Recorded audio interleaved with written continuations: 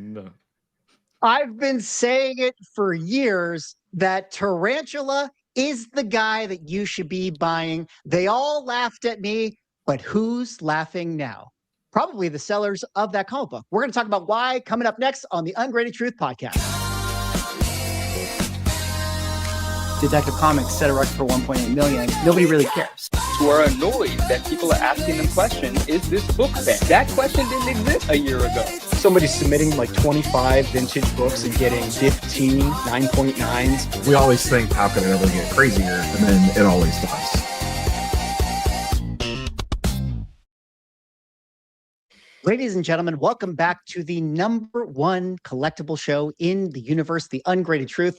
I am Swaggle joined by my esteemed co-hosts. Of course, we have Ryan, Automatic Comics, Manu, the 99 Newsstand, Rob, Neo Cards and Comics. Gentlemen, we got a big show tonight. Lots of topics to get into. But before we do, how are you guys doing? I'm tired. But we're going to fight through it. We're going to fight through it tonight. I'm here and I'm excited about our 1966 Donruss live sale this evening. This is going to be good. The party begin. Yes, well, we will be pumping it up. We will be tired. We are all old. We're going to talk about why we're unks later on in the show, actually. But before we actually get into those topics, first, we got to do a little bit of housekeeping. Guys, the Ungraded Truth channel just keeps on exploding, even more so than that of Marvel Donruss Trading Cards. We are currently at 1.29 subscribers. How do I say that? 1,290 subscribers.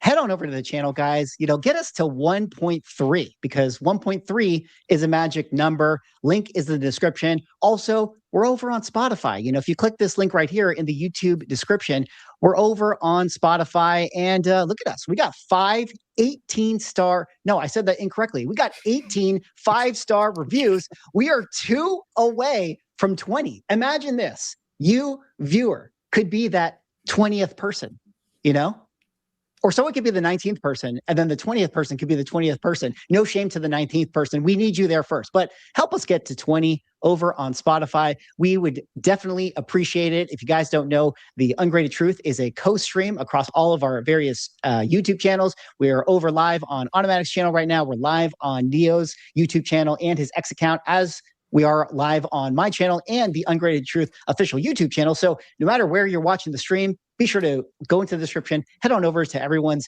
various social medias, give them a sub, give them a like, give them a follow for Manu on Instagram, and we would appreciate it. But gentlemen, that's my little housekeeping spiel. I'm getting better at it each time.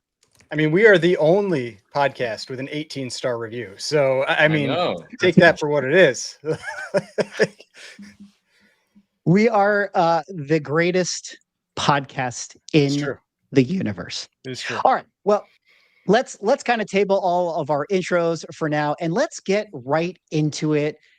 Apparently, there's a Spider-Man movie that just came out, or at least a trailer that just came out for it, and everybody in the comic book market lost their mind. Dare I say, Spec is back. I am over on my Instagram account where I had this post just talking about, some of the key issues that were related to some of the imagery that we saw in the trailer and how the aftermarket is going insane for all of these books. This is actually a post that went pretty viral, at least for my Instagram account, which I think is a testament to how much people were really excited about the trailer, Spider-Man, all of these comic books related to it. The one I want to kind of focus on mostly, of course, is ASM number 134. I'm just going to kind of quickly do a little bit of a scroll through, showing you guys all of the sales we've seen for this book in the last, day and a half or so. It's been quite crazy just to see how much volume and what the actual prices are for this thing, which, I think kind of to the point of the main topic of the show being that Spec is back. I think that kind of just suggests that we haven't seen this behavior in a long time when it comes to trailer drops. People are obsessed with what they see in the trailer. a lot of comic book buyers head over to eBay and buy the books that, seemingly they're speccing on. Just to kind of give you guys a full rounding of the conversation before, we kind of go over to the panel. We have ASM 134. This is the first appearance of Tarantula. Most of these books are being celebrated or bought up because they had, direct tie-ins to the imagery in that trailer. But here over on Key Collector, this is their trending 20, 1,350% increase in the sales for this book. ASM 345 that features Boomerang on it, another 1,000% increase. There's this book right here, Friendly Neighborhood Spider-Man #1. This one has a 733% increase. A lot of other Tarantula books are selling, which I think is hilarious because he always does the same pose on all these covers. Then you have ASM 546, the first Mr. Negative, the name of the movie itself, and a lot of other books like Daredevil and The Hand and things of that nature. But guys, let me just kind of, table some of the other points right now that I want to bring up later and kind of kick it back over to you guys. Did you watch the trailer? How did you feel about it? And maybe more importantly, as it relates to the topic tonight, how did you feel about all the craziness of the spec buyers that are going on right now in the market? All right. Well, since I'm in this corner this night, I think I get to start. Finally figured it out. But like, I mean, I know I'm supposed to like moon boy everything right now, but like, I don't know. I didn't love the trailer. It was kind of mid to me. How dare you? How dare you? But like, now one thing I'll say, and I was talking with someone else in another chat about this. Like, I agree with what he had said, that I feel like those are probably all going to be like quick cut scenes, like in some type of montage, and that it's you really aren't going to probably have these like a lot of those characters in like long stretches of the movie. Now, however, I wouldn't say that doesn't mean that they can't have long-term impacts on the value of those books. Because the one example I like to go to is X-Men 251, that Wolverine on the, the big X cross thing.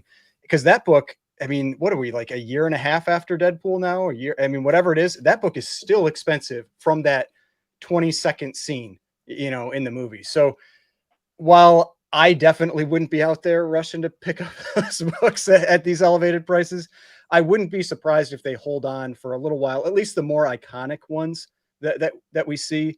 Now, the other big plus for ASM 134 is that second appearance of the Punisher. I mean, that one's kind of up for debate on if it's 134 or 135, if 34 is a cameo, all that kind of stuff. But still, it has Punisher, and so that's kind of like a double key there. It's a little, I'd say that's overall a little more important than the Tarantula. But yeah, I mean, I don't know. For me, I've been kind of down on the Spider-Man movies for a little while. Like, I've just gotten kind of sick of Tom Holland, like not him, but his character just being this like stupid kid that keeps making bad decisions.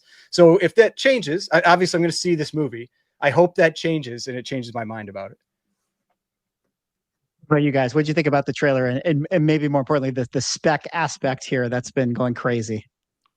I don't, man, damn it. I don't have an opinion on this. Well, I do have an opinion on the spec aspect, I think, but I did watch the trailer. Typically, I don't even get to trailers, but it's Spider-Man. So I watched it. I watched it the night after. It was just like, one day I was like, oh yeah, there's a trailer out everyone's talking about. Let me see this thing. And it was on like a Sony PlayStation channel or something. I was like, am I even watching the right thing?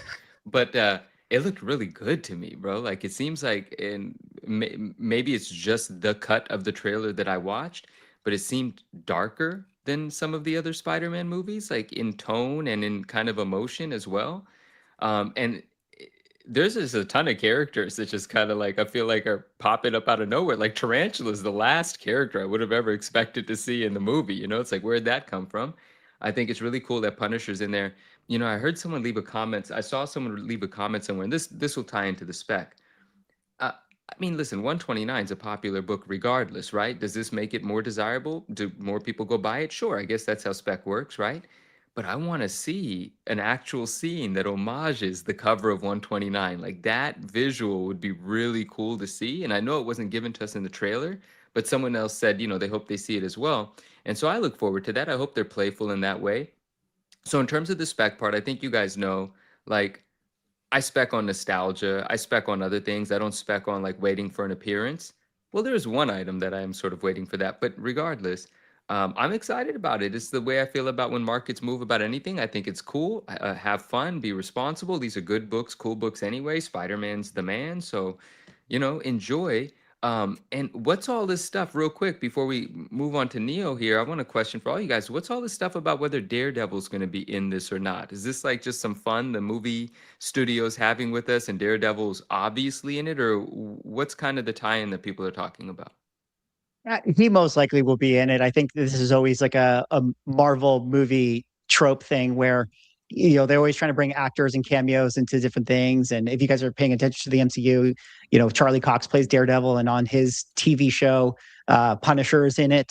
So being that Punisher is in the trailer here, you would think that Daredevil would be involved, and Spider-Man's fighting the Hand, which is a very popular Daredevil villain organization. So I think that might just be like one of the surprises that they're holding off on. Cool. I look forward to he's watching the not movie. fighting the Hand and not having Daredevil in the Yeah. in the movie, at least for a Okay. cameo. Okay. I guess my hot take here is, one, the trailer's good. Ryan's just crazy and should possibly potentially be banned from the stream for hating on the other Spider-Man movies and not liking them. The long and the short of it is, if you own any of the books that Swaggle just listed off and you have them in a bin to sell, they should already have been on eBay. So start Yeah. posting them while you're watching this podcast. Yeah. Yeah, absolutely. Well, let me kind of put a little point of emphasis on that. Here I have a couple sales of this Tarantula book that is pulled up from early in February 2nd. You can see that it's a one bid $50 book or a 7 bid $44 book. Where it sells today, if I scroll down here to what raw copies typically are getting, is well into the 150, 114. Now, granted, I'm not comparing apples to apples in terms of like the grades, but I'm just kind of showing you guys this one missing a value stamp. I'm just showing you guys that it's jumped quite a lot. And maybe more interesting than that is we had a lot of CGC sales for this book. Notably, one of them was in a 9.4 grade that sold right here at $656. That sale is the third highest sale that book in 9.4 has ever got. Like if I pull up this one from GPA, it's 656 is now the 2026 high. In 2022 it sold for 900, and I think in the same year it sold for 700. But I think the thing that I want to hear you guys talk about is that's a big number, like from a buy it now sale, kind of going back to 2021 prices. We see similar things going on with 9.2s where we got a $425 all that sale. green. Holy cow. Yeah, a lot of green. We got a $425 sale for this one in 9.2, and that isn't quite the record, but it's like the third highest price that the book has ever got as well. And so I guess the question kind of back to you guys, and in relating to the Spec is Back thing, I mean, it's one thing to get like, cool, we saw a thing in a trailer, we got a lot of raw copies that are sold. It's another thing to get graded books selling around their 2021 price. Yeah. And I don't know, that's kind of crazy. What do you guys think about that? I think that's exciting. I think like Swag, you've been talking about Spec across the board, right? How it's back, how it's kind of alive, and I'm seeing it in different categories as well. Like what I want to talk about real quick is just this energy that seems to have entered the room, and then the questions or the thoughts related to that are: we learned a lot during the pandemic. Are we going to see people make the same sort of mistakes? Are there going to be irrational spikes that are just going to be fueled with emotion? If like you've got all during new the people in pandemic? here again, You might have all new that maybe people, they right? didn't learn. during We the pandemic. have a bunch of things happening at once. We have like the Ken Golden effect happening over at his auction house and the eBay stuff, right? And the Netflix stuff with him and how it's pushing his products kind of through the roof. We have what we just saw happen with One Piece and its popularity, rightfully so, but still real interest and real increase in prices. We see Jeremy Padawer talking about the mangas and so on and so forth. And he shared something rather niche and unique today. But these conversations are happening in a way that they weren't happening, let's say 2 years ago, or 2 or even 3 years ago, whenever the pandemic heat sort of cooled down. And now we see movie trailers actually moving the values of books, where for a few years we hadn't seen that happen. So whether we talk about specifically the Spider-Man movie or like dork books or absolute Batman or anything, the point is across the board almost, we're starting to see an enthusiasm and a willingness to gamble on prices. And I'm not even using the word gamble in a bad way. Like we'll talk about the whatnot lawsuit later, but I'm just saying we're starting to see this. You know what? Let's just jump in. What's the worst that could happen? Let's buy some books. And that's a great signal for people that, you know, want to sell, want to maximize, have been holding things. It's time to pay attention to these signals. And then on the other end, like Ryan just said, there are new people involved, but there's also a lot of people that are still here from the pandemic that might be sharing words of advice, that might be a little bit, you know, less go for it, balls to the wall, if you will. So, but I feel like that energy is back. I think you nailed it months ago. You've been following it, and it's pretty hard to avoid or conclude anything else at the moment. It might be time that markets just start going. I mean, I'll say though, I couldn't in good conscience say that 9-4 buy is a good buy. You know, I can't. I mean, I don't ever want to make someone feel like bad about their purchase or anything like that, but like a spike like that just tends to be the one spike in the, you know, in the run. Now it does look like that book in general has been trending back up. And I think a big part of that is the second appearance of Punisher component of it, because that book has been trending back up. And the second appearances, you know, they move with it. They just tend to be a little lagging behind. So while I don't think it's unreasonable to think like maybe that book is kind of trending back positive, that sale is such an outlier that, I mean, I wouldn't expect to be making, like if somebody was buying it with some intention to flip it when the movie comes out, I think you're probably going to be disappointed with your result. But I don't know, you never know what's going to happen for sure. Yeah, I mean, I agree with you. It's probably not, you know, the most optimal buy, you know, in terms of like what they're spending on it. But just the fact that has happened, It's cool. I think is surprising in and of itself, because it's like we just haven't been there before. Like even when people do the FOMO buys, say like, I don't know, like Guardians 3, I'm sure had some FOMO buys whenever that thing came out, but it was just nowhere near like that 2021 price. And so that's just, I think it's just the interesting aspect to it is that I feel like sorry, I was gonna say, I feel like the last time we really had that was maybe like Falcon and the Winter Soldier. It's been a long time since people were like going crazy on Spec. Like it's just, everybody's just like, this is gonna suck, so they don't buy anything. So yeah, I mean that is a positive. Like it really is a positive. But like because I mean I've also noticed with a lot of like Facebook posts and Reddit posts, there are a lot of new people either coming back into the hobby or entering the hobby. They maybe aren't aware of what we went through 5 years ago, and they, you know, I'm not somewhat like, these people are adults. They can spend their money the way they want. I don't feel like I need to protect someone from something, but it always sucks when you get burned. So you got to be aware of it. But boy, that year and a half was a good time. It was a great year and a half. Yeah, for sure. Like, that was great if you were selling books. What's above the census count on that 9.4? Like, is there a shit ton of 9.6s and 9.8s floating around, or is it pretty limited? I think that the 9.8 might be pretty limited. Let me like kind of pull it up here as a curious. So that's like potentially. So 9.6 191, 9.8 66. So when's the last time a 9.6 sold? Looks like a 9.6 was 90 days ago for $500. So the 9.4 outsold what the recent 9.6s have been getting. But Rob, I mean, you made mention of the fact, like one of your big predictions was like, you know, it does cards lead the way for comic books? Maybe this is going to be a good year for comic books. Looking like that prediction might be pretty good overall. But I don't know, like, is this like a 2021 vibes again here? Because like, that's when we first, you know, started talking and stuff. And it was like, yeah, are the card people kind of going into comic books again? Like what's kind of your sense here? I don't think we're seeing that, or at least I haven't seen that chatter much. I've seen some people, I mean, I've seen some folks kind of like asking around, but I don't think it's like it was back in the COVID days where everyone was just looking to latch on to the next possible thing. But I've actually, I mean, even this week, I had some conversations with some folks about like some card prices are getting what some folks are thinking of like overinflated. And I had a conversation this week about someone about AF-15 about like, you know, I was looking at getting some cards, but the prices have kind of got ridiculous on some of the stuff that I was looking at. And then I go over and I look at like an AF-15 and the price hasn't really moved that much in the last couple of years. Like, you know, is it a good time to kind of sneak in and snag one or whatever, and whatever grade range you're looking at? So those conversations are happening, but I don't think they're happening around the first appearance of Tarantula. Yeah, I mean, All for right. AF-15, like my opinion on AF-15 is it is just about like, I mean, nothing is a guarantee, right? But in terms of comics, AF-15 is about as sure of a blue chip type key book as you can ever hope to get. I Yeah. mean, just historic. Now, is it ever going to get back to those prices that it was hitting in the pandemic? Maybe in like 10 or 15 years, maybe then.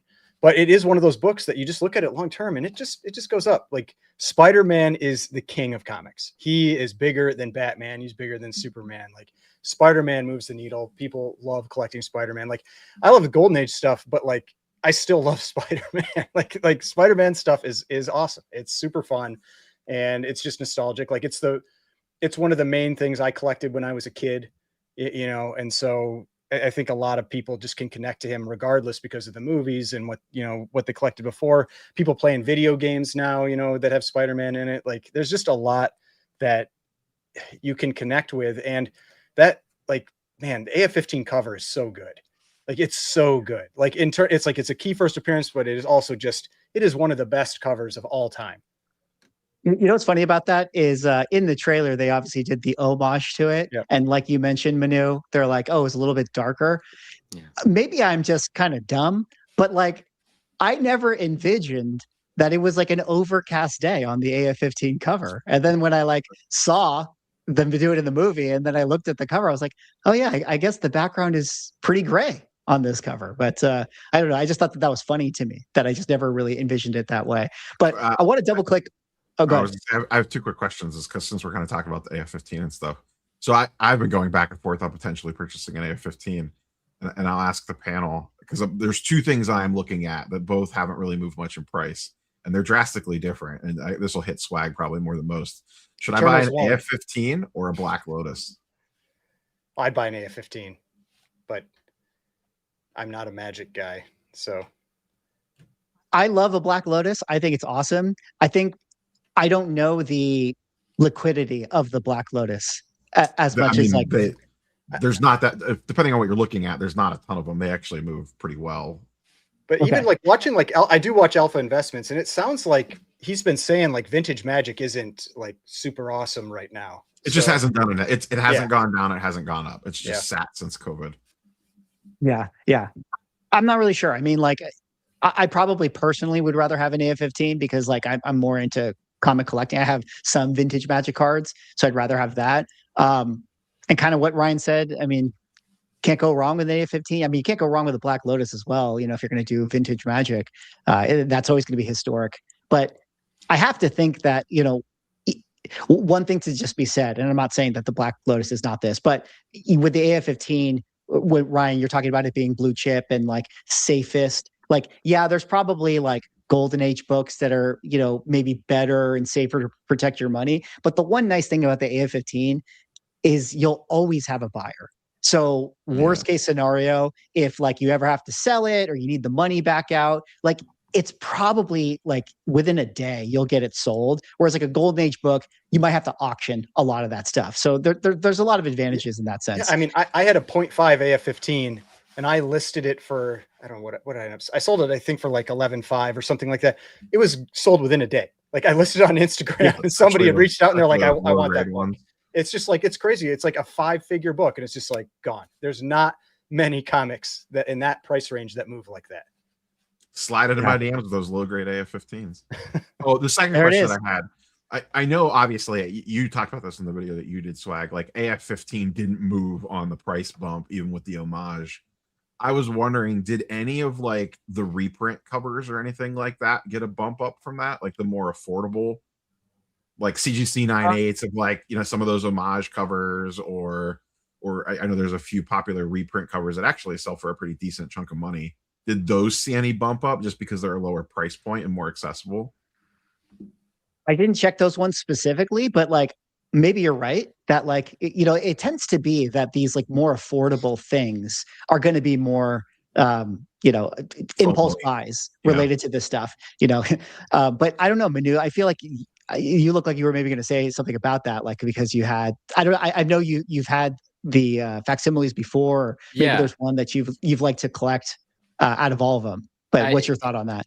That is the thought I was having. Like, it doesn't surprise me that the homage didn't, at least right now, move the price of an AF-15. Part of that is because of what Ryan said. The AF-15 doesn't need a movie appearance to be the AF-15.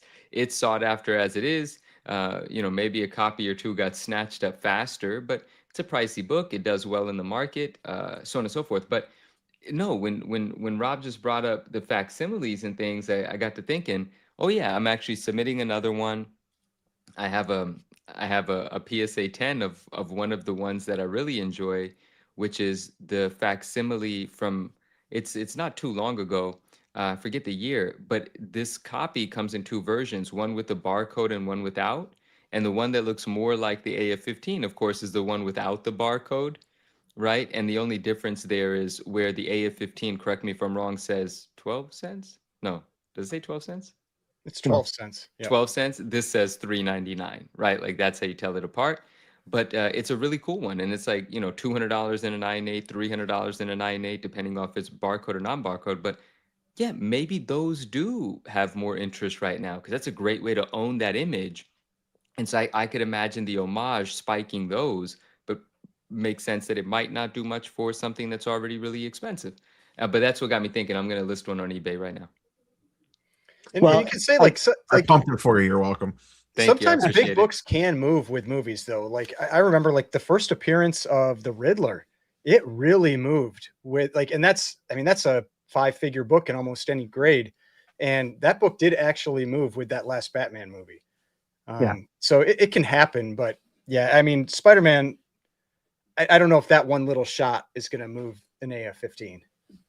If they dropped an X-Men trailer tomorrow, what do you think the market, like, would it be as crazy as the Spider-Man stuff is? Like, the market's a little warm right now. People are FOMOing a little bit. Like, if obviously it's not we're not even close to that, but just if it happened, would I think it would move more. I think it would move more. I think it would move. I mean, nothing quite beats Spider-Man. Like, I think it actually, this trailer was maybe the third most viewed trailer of all time, like, period, like within the first 24 hours. So it's like, wow. I mean, it's really, they're really capturing kind of like a cultural moment. And speaking of kind of like specking on some of the bigger books, I have to say, and not financial advice, don't listen to me, guys, but like the way that this trailer moved, and when this movie comes out, let's say that it's at least like a B plus, maybe it's an A- type movie. I think when we get the Avengers Doomsday trailer, and now you have Robert Downey Jr. as Dr. Doom, I mean, like FF5, like this might be that time to like find that FF5 if people are going to be this excited about it. And to your point, Neo, we're going to have the old Fox X-Men in that movie as well. So I don't know. We could get like a 1-2 big movie punch this year, which sounds crazy to say it, but I just think that like once you hear that Avengers music and you see Robert Downey Jr. again, people are gonna get excited for that. Probably gonna happen. Did the first appearance of Rogue get any bump up? I saw that there was like people specking on that, like that was her on the bus or whatever. It's just such a bad cover. Yeah, Avengers Annual 10 is a cool looking cover, bro. It looks cool, but not it's for a cool looking cover, but not for the first appearance of Rogue. Like that's the thing. And I thought Rogue was the wrong person on the cover every time I've had the book. I even had it in my childhood collection for some reason. Yeah, it's not the silhouetted person. Yeah. No, it's the green hair. I mean, like the green outfit in the back. Like, yeah, I didn't even realize that until recently, a year ago or something. I didn't know if that moved at all or not, because there's that like one picture of a girl sitting on a bus and she has the white streak in her hair. I would say that it probably did not move enough. Like, if people didn't, I don't think, connected the dots enough. But I will just quickly scroll down. I mean, we talked about some of these books on Key Collector. This is their trending 20. So the ones that moved, you have the first Boomerang, the hand right here. You had Bagman. You had Tombstone, his first appearance. You had I guess, a Death of Green Goblin. More Tarantula, more Venom, and you had the Scorpion, who also made an appearance in this. I thought it was kind of funny that of all the random Scorpion books, like we have been getting teased the Scorpion for like 10 years. I feel like it's been forever. Exactly. That's also a great cover.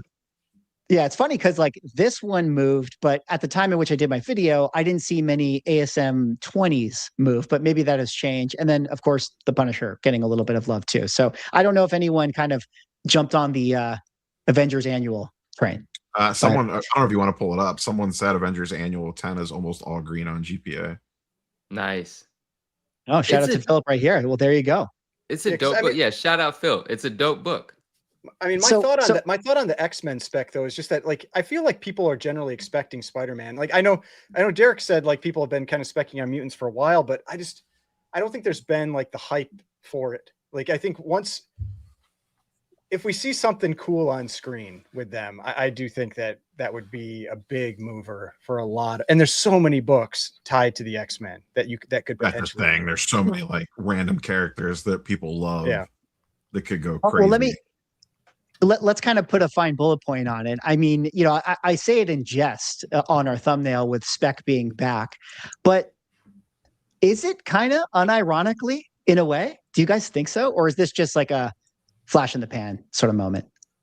I don't know. I do think, I mean, we've been seeing it again. Like, I mean, we've talked about this a number of times. Like, it has felt different for like the last 4 months or so.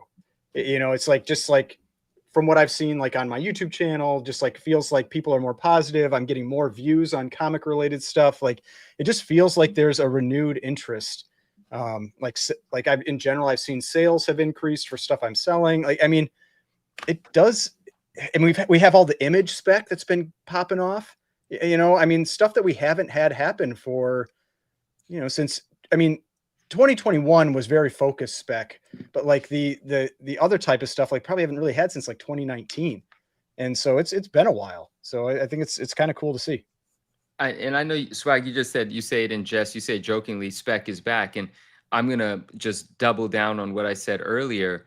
To me, it's not, yeah, Spec might be back. Great. But I think that's one part of the what's the word? The sentiment, or the overall willingness to participate and have a good time. That is what I'm feeling more of, and hearing and seeing more of, right? For so many years, it's like, oh, I'll just wait for this to go down a little bit more. Oh, comic books, no one's buying comic books. And we don't hear any of that right now. We're hearing people having a good time, buying books, spending more than 9.6 on the 9.4, you know, whatever, right? And so, and that probably drives Spec. That probably drives a lot of things. Spec is a part of, I think, just this sort of more excitement to buy and anticipate and invest, whatever. So I think something is really happening. Yeah. Well, I think you said it well. I mean, it probably is just a lot of it being like, hey man, it's been long enough. These books have gone down long enough. Like, what could be so bad if I decide to pull the trigger now? You know, so I think that's probably where a lot of people are. But speaking of interesting spec that is going on right now, it's not just the comics that are moving for Spider-Man. A lot of the cards are moving as well, which brings us to our next topic. Marvel cards are exploding. I love saying that. You know, it just brings me back to the day in which I made my 2021 original Marvel card video. But notably, that's still your most viewed video, isn't it? Like, it is. My most viewed video too. Wow. It's crazy. Like that and I became best friends with those two videos. Actually, yeah, it really was a little bit of notes for the chat, some inside baseball. That is when Neo and I connected. Is when we made those videos, and I learned a lot from Neo from a card side. So that was a good time for sure. But we both commented on each other's videos, and we're like, wait, we both watch each other. I've been watching you for months.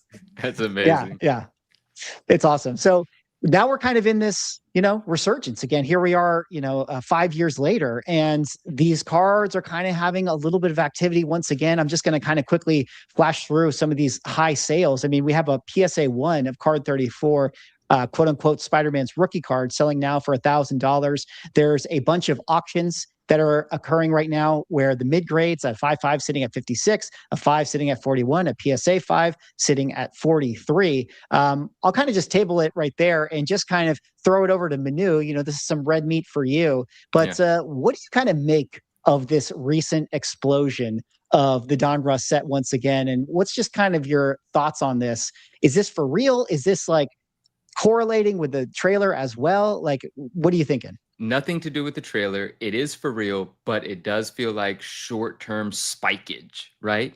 And there's nothing wrong with that, because I do believe when this settles on the other side of this, it is going to settle higher than, I know it's ridiculous to say, than they were a month ago. Literally, that's how fast some of these cards went from being a $1,000 card to a $7,000 card. The set goes from being in high grade between $2,000 and $3,000 for 66 cards. Guys, there's 66 cards in the set. The set is 1966 Marvel Donruss. It's the first Marvel card set. Each character in the set gets 11 cards. And there are some exceptions if you take into consideration the back of the cards.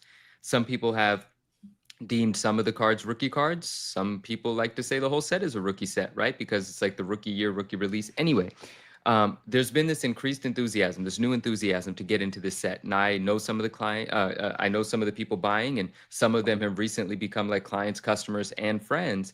And there many people are coming from the sports card side. They know Marvel cards, they have an interest, but they've never participated.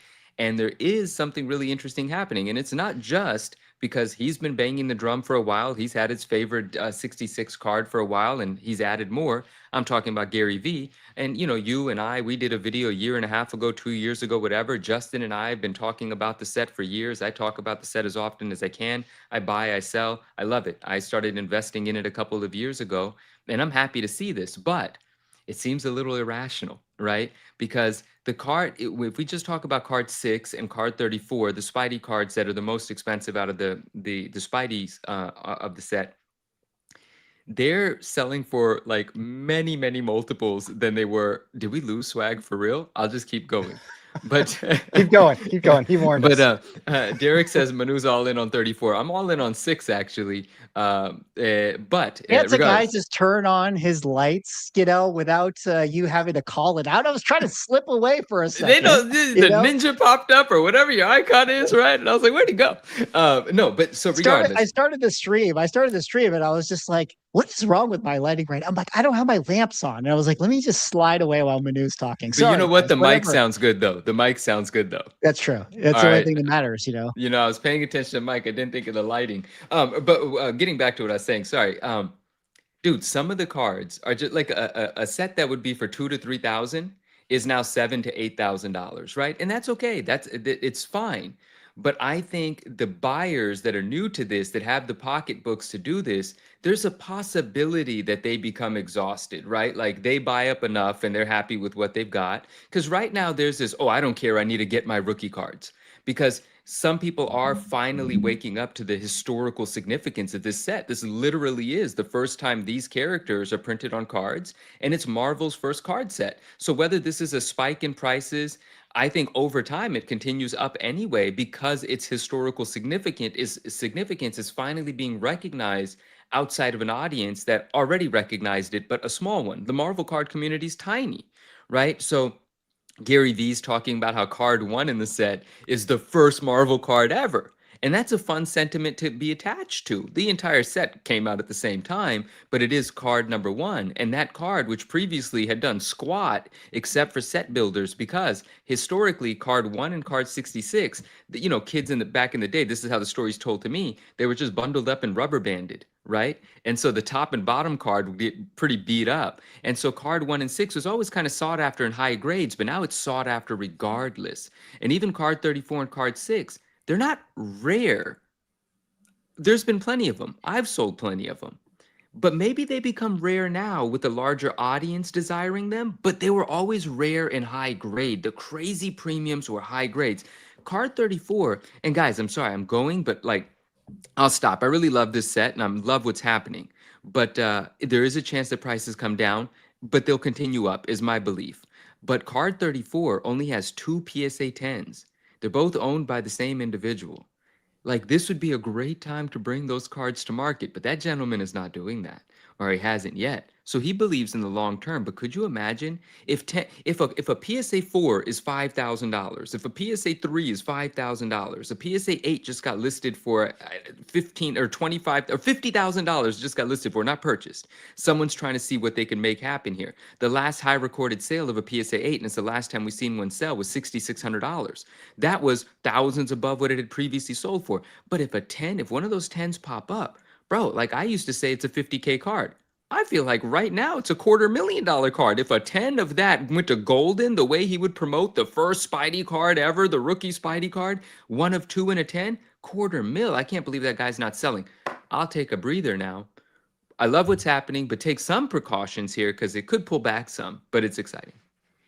Yeah, I Let me kick mean, it over to I was just gonna say, like, I think the tricky part there is like if this is like a very near like short term hype, going to auction could be tough because like auction could be Sure. months out. Sure. You know, that's kind of the gamble there is like by the time it comes up, has everything cooled off, has the interest waned? Now with that, like with your examples, you know, if there's only 2 of them, maybe that hype stays. But but yeah, like if you've got the 2s and the 3s that are going for thousands of dollars, Yeah.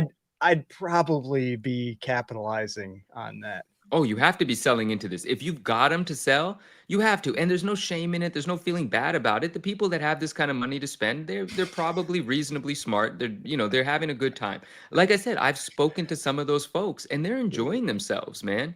And they're just happy to have a piece of it. And some people have more than a piece of it. They've gone really hard in the past couple of months. And but I agree with Derek. It's got to be on a chain. Like, oh no, not please, on a gold Derek, chain, stop it, guys. Do not put 66 Donruss on a chain. Please don't do it. It's the only way. Do it. It is the only way. We're going to talk about chains later on in the show, but let me kind of kick it over to Rob here. You know, Rob, what do you kind of feel about the Donruss set? Maybe give your macro thoughts on Marvel cards if you have more to say about it. And is this like sports card collectors coming into this? Like, what do you make of all this craziness? I think you have a little bit more sports folks cross into this realm than you do the comic books, like we had in the previous conversation. This whole thing just feels like the ultimate, you know, I always say like they let you buy them back. This feels like the ultimate they let you buy them back situation. You know, we were talking pre-stream, like this card's cool. This card's not really all that rare in the grand scheme of things, unless you're talking like super high grades. Yeah, that's what I'm saying. Yeah. So it's not like you can't find one of these. You know, if you sell now into the hype and the FOMO phase, I would be willing to bet there is a decent chance that you'll be able to buy it back later at or less than what you probably sold it for in this. And if you can't, then you can't. But it's not like they're not out there. You know, this isn't something that's limited to 5 or 10 or 50. Like, I don't even know. Have you looked at like the Universal Pop Report menu to see like how many are actually graded? I know there's I'll we pull can it pull up. them up right now, but I mean there's hundreds graded of card 34. But there are only 2 10s off of memory. I think there might be 9 9s. And I think there's 30 or 35 8s. Does it stand to be said though? I'm about to pull up the pop report, but like relatively speaking, yes, it's not rare, especially when we're talking from a kind of a comic book comparison here. But it is pretty rare relative for sports cards, right? Yes. Especially if you're talking like, you know, gray hat Pikachu level of rare here, Wow, right? That's what we're saying, I mean, right? the tough thing there, though, is like that's what got card collectors into comics in the first place. They're like, oh, these pop reports are so different. And then they just learn, oh, they're what's different. the card you know, number on that menu? because there's not as many 34. people, 34. you know, that are buying. You got to look But at the Universal Pop, not the PSA Pop. That's making a mistake there. Where should I look at the Universal Pop? Oh, I was speaking specifically PSA. So, but oh, I was right though. 2, 9, and 30 for the 10s. I got it. If you want to share my Okay. screen. Sure. Gemrate has Universal Pop reports. Okay. Shout out to Jim right here. 589 total graded across all grading companies. Okay. And the breakdowns are here as well for us. Which grading companies? How many? Okay. 332 in PSA, 146 in CGC, SGC with 108, and nobody likes Beckett with just 3. Well, okay. How many gem mints do we have? Only the 2 PSA. Just the 2 PSAs, but a lot of 9s. 9 9s, 11 total 9s. Looks like 37 and an 8 or above. That's probably your line of demarcation of what's like legitimately available. But there's also a lot of these raw. Like, let's be honest. There's a ton of these out there are a ton of these out. raw. But but same thing that we've said in the swag saying is, for the Marvel card community, yes, if we ever wanted a 34, we could go grab a raw one for $250. Those days seem to be over entirely, right? And I mean a low grade one for $250. It's still a pricey card, but not the numbers that we're seeing today. Right now, a card, a one that's obviously going to be a PSA 1 and might even have some sort of notation with it, like a miscut PSA 1 or an altered PSA 1 or whatever some of the designations could be. A raw card right now at auction is doing like $1,500, $1,600, $1,700. That card literally 2 months ago, you would have purchased for 250, 350 max if you just really, really wanted it.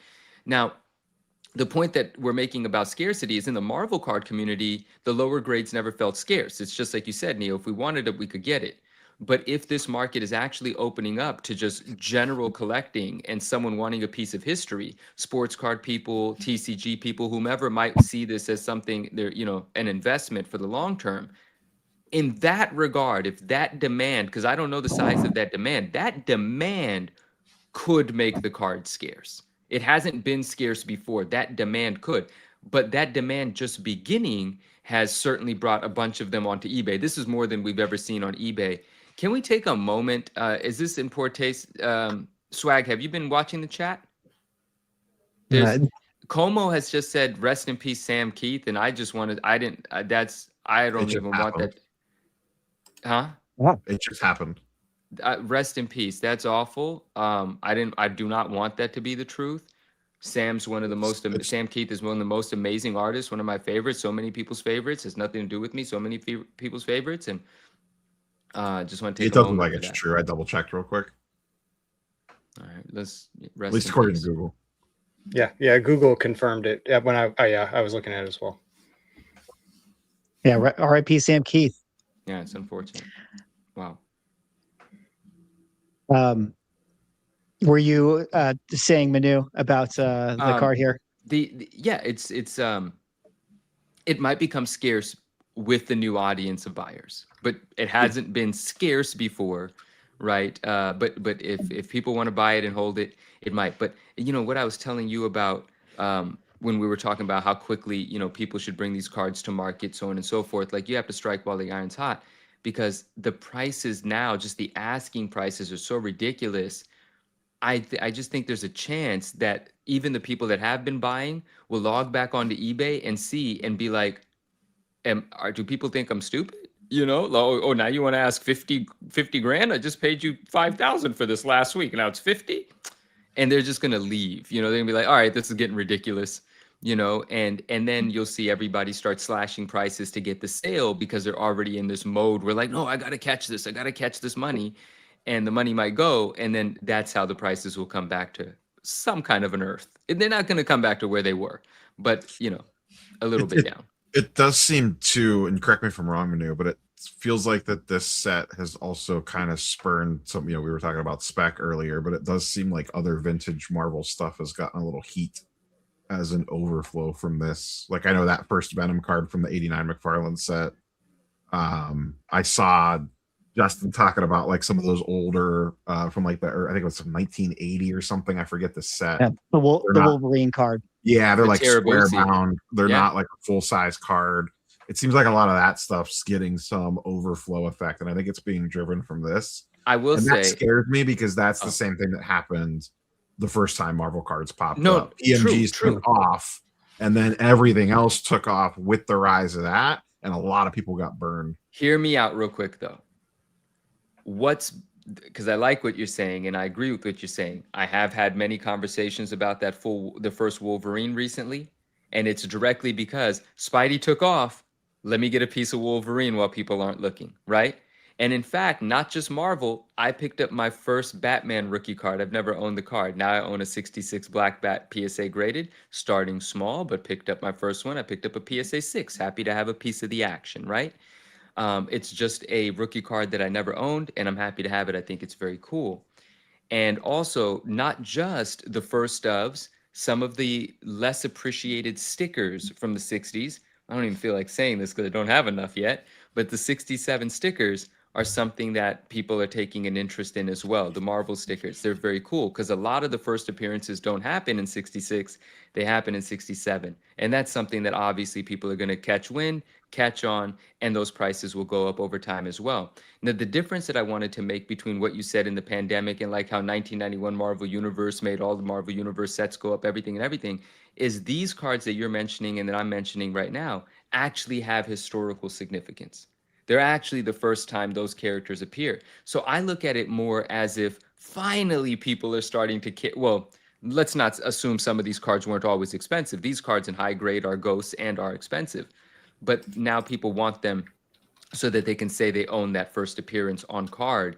And I think that's a significance that even if, prices get a little out of hand and pull back, it's going to maintain its value over time because it truly represents something, a first of some sort. So I think that's a bit of a difference there. When the first go around during the pandemic, a lot of this education wasn't out. People were going for what they remembered. This is stuff people have learned about recently. When the pandemic first hit, I had no idea 1966 was a Marvel card set. I'm not the only person like that. Now, way more people know of 1966 than in 2020. And that's a difference, right? So they might go a little balls to the wall, but for something more significant. Or you just totally throw strays at 90 MU. Okay. No, I love it. I want to point out that, even with the ridiculousness that was 2021 and all the cards that were sent in, honestly, the PSA 10 rate is not that high for the holograms. All of those cards. Well, even for the regular sets. Okay. It like I'm not saying that those are going to be like impossible, but no, they are. Yeah. Not to say that the regular sets are going to be that valuable, but like it's still like, it's like, whatever 20% 10 rate or something like that. But like you guys said, the holograms are really difficult to find, and I don't know. I think it'd be cool if everybody was, interested in the holograms once again. But I don't want to go. No, maybe start arbitraging over to CGC. That's what I've been seeing people doing. They're taking the PSA like 9s and 8s and regrade them at CGC to get 10s. I don't know if they still have it or not. I know someone that put together the PSA 10 hologram set. Yeah. Of 90 MU. Wow. And that's I know a guy that has two of them, two of the hologram sets of 90 MU. In a PSA 10. I mean, it might be the same person. You and I might be talking about the same person, Rob. I don't know. Let me kind of push this conversation just a slightly different path. We're still going to talk about the cards here. Yeah. Just a point of emphasis. It does. It's important to bring up that these 3 cards went up for sale a few days back. At auction. And they immediately jumped up to 56, 41. This one was at 41 when it initially got listed. We haven't seen many bids come in, if any bids come in the last, 3-4 days or whatever. And there's 1 day left on these. I think it'll be very telling, like kind of where this all shakes out. If when these cards end, do they get any more bids or does it just end right here? And it's my speculation that they're actually going to end right here. Like maybe if they get a bid, it'll be 1 or 2 more. Can you click on one of those? What does the bid history look like? Do we know what kicked these off? Like, Gary V. Is there something that caused these to? Yeah, Gary V started. Gary V. It had a lot to do with Gary V, and then it was a domino effect, right? Because it finally got into the minds of some of the sports card guys to go after it. And then they started contacting some of the Marvel card guys about where they were, and one thing led to another, and a lot of buying started to happen. So just to point Rob's question here for this particular one, lots of bids on the 12th, lots of bids on the 13th, tons and tons, and then I was more curious about the buyer feedbacks. Like those look legit. Oh, I see. Oh, there's real buyers. On the top one, scroll all the way Not up. a bunch of zero. Yeah, zero. Scroll all the way up and click on. Click on that. What do you see here? Who's this eBay seller? Wolverine Comic Shop. What up, my man? He's asking. Stop scrolling down. Items bid. That's I mean, what I'm looking at there is the bid activity percentage with this seller. If you ever see that at like 90+ %, that's usually a red flag. Oh, that means he bids on a lot of his own stuff. Wait, can you bid on your own stuff on eBay? Well, no, but it usually means like they're bidding on a lot of the same person's stuff, meaning maybe they're like someone else's, like another account, like, but closely related. So to that point, then, these bids seem legit. But yeah, a lot of activity up to March 13th, getting it to 5,000. And since then, we've had 3 bids come in. So let's talk about that swag real quick. Most people don't bid on eBay. Was this like a 9-day auction or something? Like when? I believe it was a 7-day auction because it's got 1 day left. Because so it's going to end. The bidding started on like tomorrow. The 11th or the 12th. It looks like it started a week ago. It's going to end on Sunday. So that means like it started on Sunday, probably going to end on Sunday. Okay. Or tomorrow. It's the same account selling both cards. Yeah, Yeah, the same two account here. CGCs are the same account, right? Yeah. Absolutely. It's amazing that a Guys, it's CGC on a 55. 8K feedback on eBay is a massive amount. Holy shit. Yeah. Yeah. So I don't know if you want to say more about this, Manu, before I kind of push it towards one other aspect here.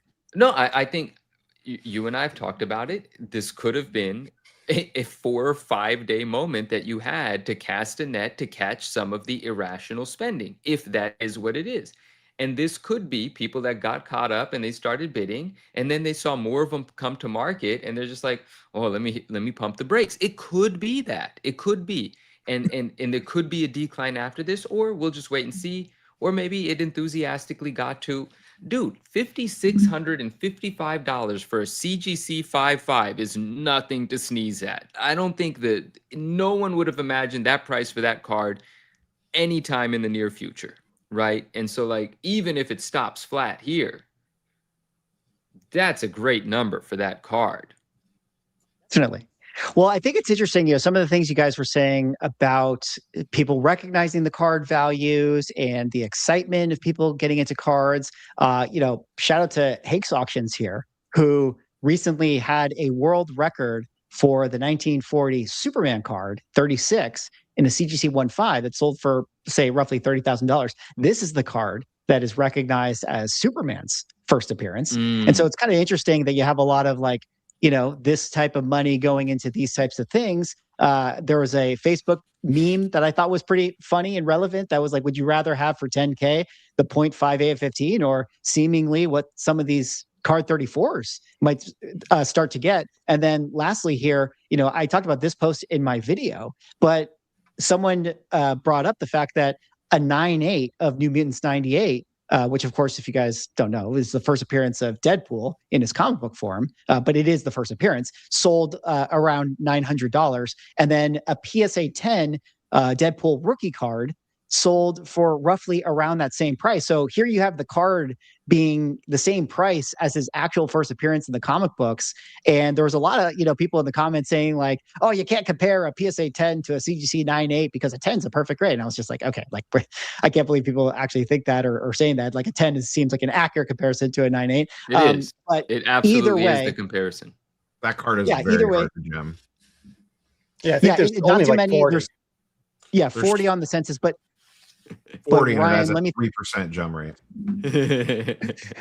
yeah, but Ryan, let me kind of bring you in here. We could talk a little comics and give your thoughts on the cards. You can go back to the Donruss stuff too, but I don't know, like, what do you think about this? This kind of goes to like our manga conversation of like people get what they want to get, and like if the first appearance is in the manga, like does that really even matter if they're going to just buy a One Piece card? Like, you know what I mean? So what do you think about this and kind of maybe this card craziness?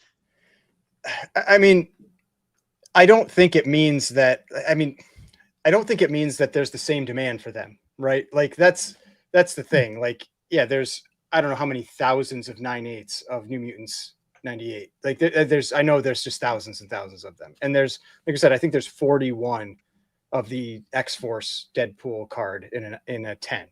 And so it's like, it's clearly there's way more demand on the comic side, but there are some subset of people that are interested in buying the cards, and they're willing to pay a reasonable price for them. I mean, I don't think it means that they're the same demand. Like even though the price is the same, it's like there's not the same demand at all.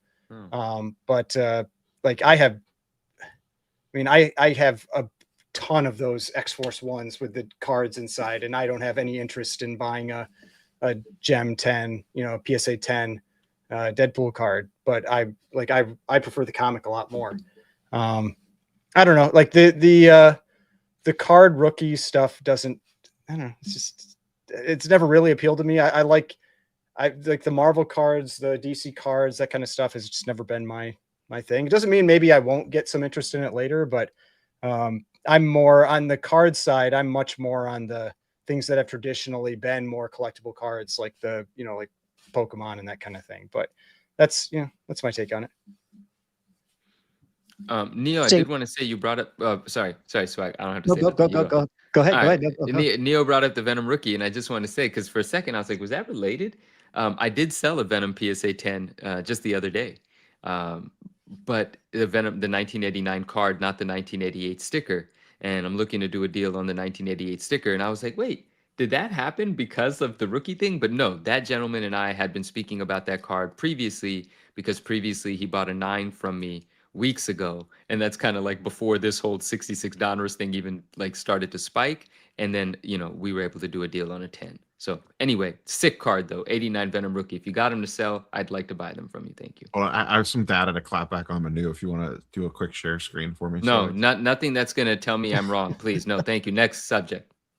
Here we go. Look at this is over the last year. Mhm. 1990 Marvel MU. Look at how Yeah. much green is on this. Wow. Where was I wrong? What part of that is me being wrong? You were making it sound like these cards were trash. Never. I didn't say anything like that. I just You no, implied. no, He implied, didn't he, Swag? no, I no, I think no. we all I- agree that Manu implied think- that the cards I were think trash. Manu, No. Manu literally said everyone should throw their cards in the garbage. I No. heard it. I heard it. Those listen. words come out of his mouth. Let's spend some time on this because I do want to know what numbers some of these are doing. But I love 90 MU. But the truth of the matter is, I've always loved it. And the Venom in a PSA 10 was $1,000 during the pandemic, and now it's $75, Nope, it's $115. It used to be $75. Okay, And it is so up 57.9%. listen, when it gets back to 1,000, we'll run this clip again, and I'll apologize for something. But Listen, if Tarantula can get back to its near all-time That's highs, true. I believe in Venom as well. no, I do. Come on, who's a bigger I'm just Venom kidding. believer than I? But when we were talking about the holograms, I do want to say the price difference between a CGC 9.5, which is their Gem Mint. Oh, I guess it's a 10 No, it's now, not. right? It's a 10 now, right? Gem Mint 10. They've It used changed to be it. 9.5. It used to be 9.5. And their Gem Mint 10 to a PSA Gem Mint 10 for the holograms, the price difference is crazy. And I always see them selling like the Spidey, I think it was the Wolverine from 90 MU. The PSA did like 7,500. The CGC did 2,000. Right? It's a huge valley or a gap or whatever it is. But none of that matters. That's just me taking a little jab at CGC. I love CGC. Whatever. But those holograms are incredibly difficult to grade, and there aren't that many. And people do want to put together the sets, like the gentleman that Neo knows, friend of mine as well, someone that I know. And not that many people in the world are able to say they did that. That's why sometimes the Cosmic Spidey comes up and it sells for $15K in a PSA 10, And there are some of the cards from the standard set that have a lower pop, and people that want to make the whole set when it pops up, they pay a pretty penny for them. Actually, can I say more about that? Neil, I want your thoughts on this. Can we say then that maybe sealed product of 90, 91, and 92 MU might be a good time to buy? Might be a little undervalued, because there are technically hits here. Yeah. If you can pull those hollows and get high grades. I'm looking right now because I'm actually I don't know. Yeah. I feel like and to Sealbox someone is in like chat the same that price had something forever. colorful to say, I'd just like to say I'm perfectly fine What? being wrong. I said that as a joke, but get a sense of humor. So So now, last time I checked the really quick, sealed last time I products- checked for 90. Last time I checked 90 MU, just to put it out there, and sorry, Ryan, I'll kick it to you. It's like, I think a 90 MU box, like $500, $600. About 600. Series 2, yeah, 650. Series 2, maybe like 300. And I think the Series 3 is like 150 or something like that. But Ryan, you were saying? I was just wondering, like, what is the hollow rate in those? Is it similar to what like Pokemon was, where it's like 1 in 4 packs, or is it like 1 a box? Is it? You get like Yeah. 2 a box, I think. 2 to 3 a box. And are that they what it like is? kind of like those similar to like the Topps cards that always stuck together, so the hollows really No, suck? the problem is they're the first card on the pack, Oh, okay. and the surfaces are dog shit on them. Yeah, that's what it is. The centering and the surfaces, it comes with lines They're and basically a scratches out of the sticker. pack. The hologram is basically a sticker on a piece of cardboard. Yeah, so I mean, so it's just like it's one of those things where it's like, would you ever really even want to risk opening it? Like if your odds are so bad. No, I mean, your back odds in the are day really when bad, they first but took off, the point was that you could grade your way out of it, but you really can't do that anymore. yeah, in 2020 when it first skyrocketed, the pop was low. Like the cards that now have 300 10s on them had 5 10s on them. So anyone that was getting PSA 10s out of that set first, every card was selling for $200 to $1,200. Any popular character was $1,000 in 2020. It's just once PSA opened back up and all the cards got graded and added to the pop, that's when the pop exploded and prices declined as a result. What are we laughing at here? Surface issues, give it to tag. That's funny. Can AI not pick it up? No, it has a lot of trouble with surface right. issues. If you want to throw a share screen up against Swag, I have the 90 MU. This is the most graded one. This is the Cosmic Spider-Man hologram.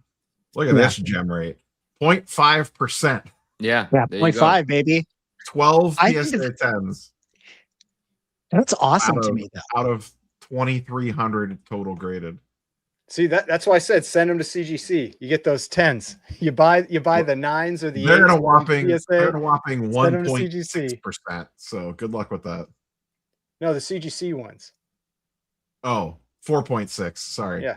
Yeah, you're a little cross grade, baby. Cross grade. You cross grade the 9 or the 8 PSA and see if you can get the 10 CGC. Hey, that's actually not. I mean, if that's going to happen, if you're going to get the 10 CGC, even if it's going to sell for a quarter of what the PSA 10 is going to sell for, it's still going to be 5 times what the PSA 8 would have sold for. CGC is a little easier on the scratches. So like that's how you make, like, if you find one that's light on scratching, like you might have a decent shot. Interesting.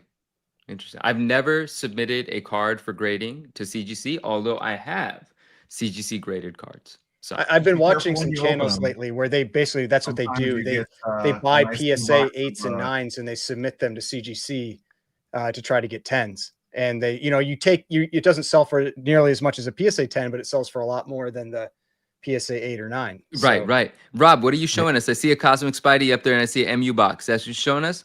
I just thought he was showing us the back of his head. When I got scammed.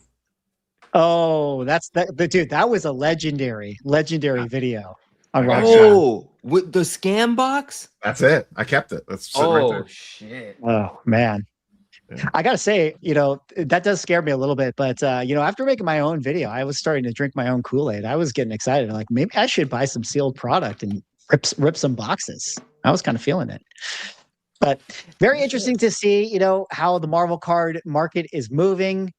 I think if you got the Donruss set, you probably want to sell into this hype. But I'd love it if we get another Marvel card explosion for the next year or so. Definitely. Dude, it's coming. It's coming. Let's have fun. Yeah.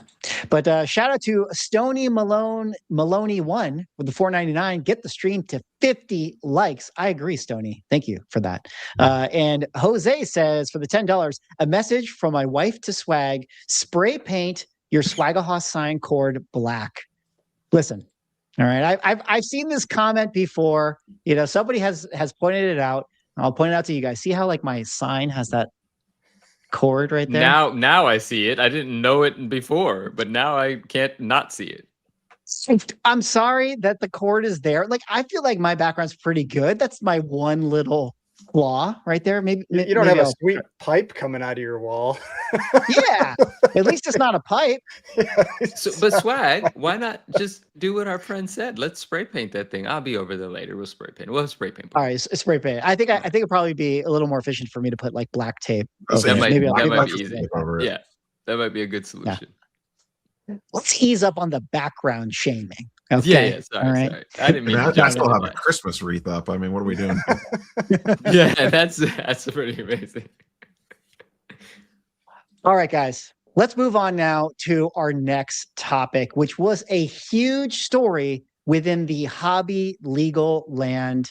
But we got a whatnot lawsuit to talk about. Now, I'm not going to fully recap the story. I'm sure a lot of you guys have already heard about it. But suffice to say, friend of the channel, Paul Lesko, otherwise known as the Hobby Lawyer, actually has put together a lawsuit against Whatnot for accusing them of being an illegal gambling operation. I want to read a couple quotes from this article over on Sports Collect Digest, and then we'll kind of set up the conversation and see what you guys sort of think about it. But this is what Paul actually had to say in this. It's our belief that the way Whatnot runs its randomized breaks and the way that it does its repacks breaks, its Violative of contest, lottery, and sweepstake laws, Lesko said. The repacks themselves are additionally illegal because under California law, which when you're agreeing to terms of service, you're agreeing to California law, it outlaws what is called a prohibition on sports card grab bags, which we believe is a direct read on repacks. This has been kind of an interesting story. Whatnot has given their response where they claim that we are absolutely reject the characterization in this complaint. Gambling isn't allowed on Whatnot, and we strictly enforce the policy. Rob, let me kind of just kick it over to you, and maybe if you want to recap a little bit more about the story, but give it some extra context. What was kind of the discussion within the card world about this when this came out? And maybe actually for those in the chat, maybe some of the people are not familiar with it. I mean, can you give us a little bit of a breakdown of like, what is even the repack breaking thing that Paul is actually talking about here?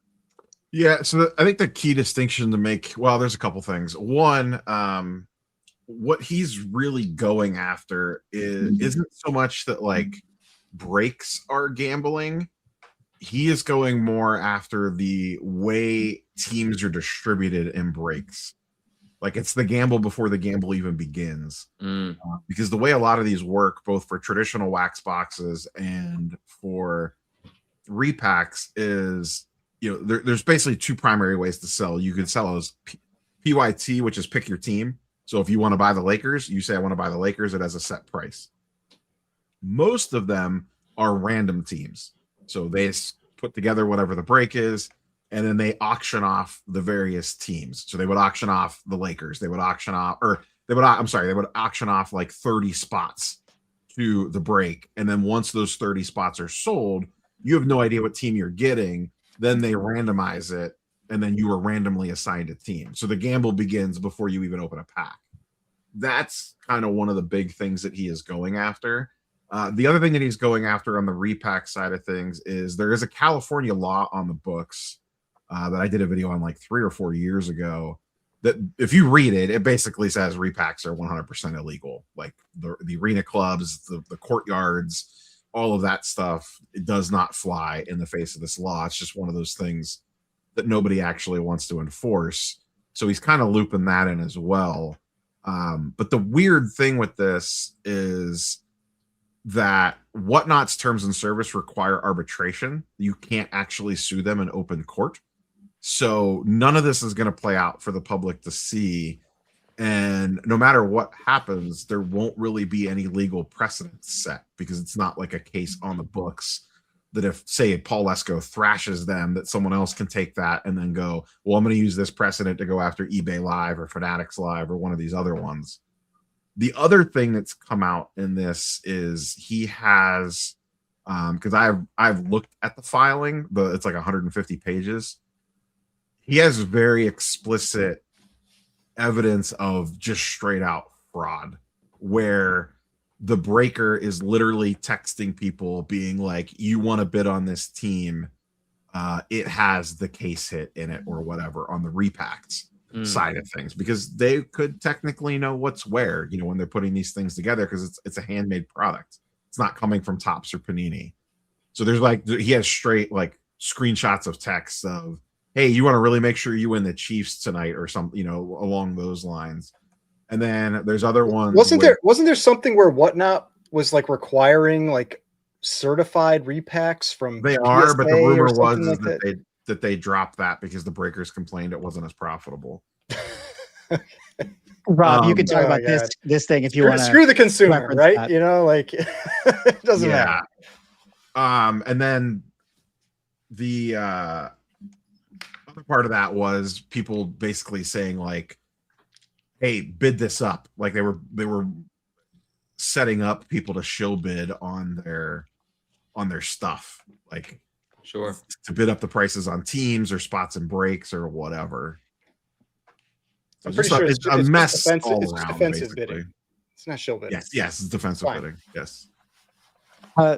Yeah, Manu or Ryan, like, what do you kind of make of this whole situation, or if you want to jump off of what Rob kind of laid out there? I mean, my whole thought on all of this in general, it's all gambling. Like, it's all gambling. Everything with cards, everything with packs, it's always been gambling. It's just that nobody ever wants to actually do any enforcement of it. Like, I don't have anything against it. Like I bought cards when I was a kid, but you're training kids to gamble. Like that's what you're doing. And now it's just adults gambling, you know? And so, I mean, I feel like it's kind of weird. Like, just like, and maybe you have to hyper focus on something because like, that's what you can actually go after. But to me, all of it, like if you are paying a small amount of money on the chance to get a larger amount of money, you are gambling, whether that's packs or blind bags or Courtyard IO or, you know, the what is it, GameStop power packs or any of this stuff. Like it's all gambling. Like, I mean, I don't know how it can be looked at any other way.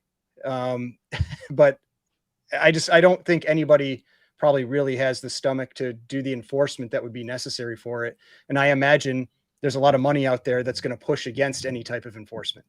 So I don't have the a lot government of, figures out how much money they can make in taxes off all this. well, that, yeah, and that's that'll the be question. the If they actually, if story. there's a financial benefit, but still like, man, like to me, like, how do you even justify having packs of cards being sold to kids? You know, like you can be like, oh, they're, you know, they want to play the game. But I mean, we heard, what was it? The Upper Deck CEO that said his son stood over the garbage can and just opened the packs and threw everything in there except the hits. Like they are not buying these things to put together sets, you know, for the most part. Like some people are, but you're gambling for the hits. Like that's what it is. And So the legalese around box cards versus repacks is the whole no purchase necessary, like you know what you're buying, things like that. Like there is a legal distinction between those two. That it might not make sense, but there is a legal distinction between a sealed box of 90 MU versus buying into a repack of 90 MU. Yeah, I think you're right. The repack thing, because to put a extra point on that, it does seem like the reason that those things are okay, or if Magic the Gathering sells sets or whatever, is because they as a company are disclosing, you know, what the actual pull rates are for these things. But the repacks, like no one's enforcing that stuff. but So how does that not make it gambling though? Like casinos, you know your rate, you know what the odds are for things, but it's still gambling. It's still gambling. I don't think Paul Lesko is saying that it's gambling, sue them. I think we all know it's gambling. Everyone knows it's gambling. And I don't know enough about it to speak like, but I think Paul Lesko is saying that the mechanism of the repacks is unfair. Like it has, Well, it's not just the repack; it's regular breaks too. It's well, like I said at the top, it's the method that the slots are being assigned is the gamble, not the opening of the product. Okay, so let me catch up then. Oh, go ahead. No, please, well, please. No, I'm learning from you guys. Well, he also just pointed out that the system itself, you know, just the fast, auction starts, like the short times, the fact that you have somebody that's, you know, being this influencer that's pushing it, all of the stuff that, you know, everyone has complained about with Whatnot before, and that there's no warnings that are on the, you know, app itself when you log into it. So basically, as foolish as this is going to sound, basically everything that, you know, some people complain about that I don't, you know, it's not the I, but you know this, Swag, and we've talked about this. And there are friends of mine that are great sellers on Whatnot. There are great environments to be a part of a Whatnot, but I fucking hate Whatnots. All that yelling and screaming to sell something, it's just cringe. It's annoying. It's irritating. All of the uneducated purchases that take place because the guy on the screen or the gal is lying blatantly about what this thing is worth, and people are bidding it up, and there's this enthusiasm, there's this make-believe camaraderie in the chat, the GGs, the congratulations, and all of this nonsense. When you turn your phone off, I bet you're more depressed. I bet you're more depressed. I bet the hype from that purchase goes away. The dopamine from that purchase goes away. And you're looking for the next thing to get that's that. Why you got to log back in and buy again. And that's exactly right. And so this is what that's actually what Paul talked about. That's the point. Cycle. Yeah. The point is this thing is designed in that way to capture that sort of whatever emotional void an individual's trying to fill, to capture it and keep them sort of addicted to the system. And I've always been a complainer of this. I've always hated it. I think it's distasteful. I think it's disgusting. And this is the first time that someone's trying to say like, oh, someone should do something about it. And so I don't want to sound like the hater against Whatnot, because again, there are reasonable, responsible people on that platform as well. But there's a lot of bullshit that goes on there, completely has been for a long time. And I like that somebody is taking an official stance against it. So I'm not saying I'm hating on them. I'm always hating on them. I don't like Whatnot. But I like that somebody is trying to take a more professional approach to creating this awareness. Is it going to get anywhere? Is it going to do something? I don't know. People like gambling. People like the rush of it. People like doing dumb shit. So I really don't know. But I do agree that Whatnot is kind of a cesspool. I is it fair to talk about? Oh, go ahead, Rob. Go ahead. I was gonna say the key difference, talking about like boxes and buying into breaks. Like the key distinction is like if you buy, I just picked a random box that I have behind me. If you buy this Final Fantasy Collector's booster box, Flex. Let me get that. You know what you're buying. You are buying this box. There are, I don't remember how many packs are in this, so there's X number of cards in here, and you have a chance to potentially hit something. That's the product. Whatever happens in here is a different story.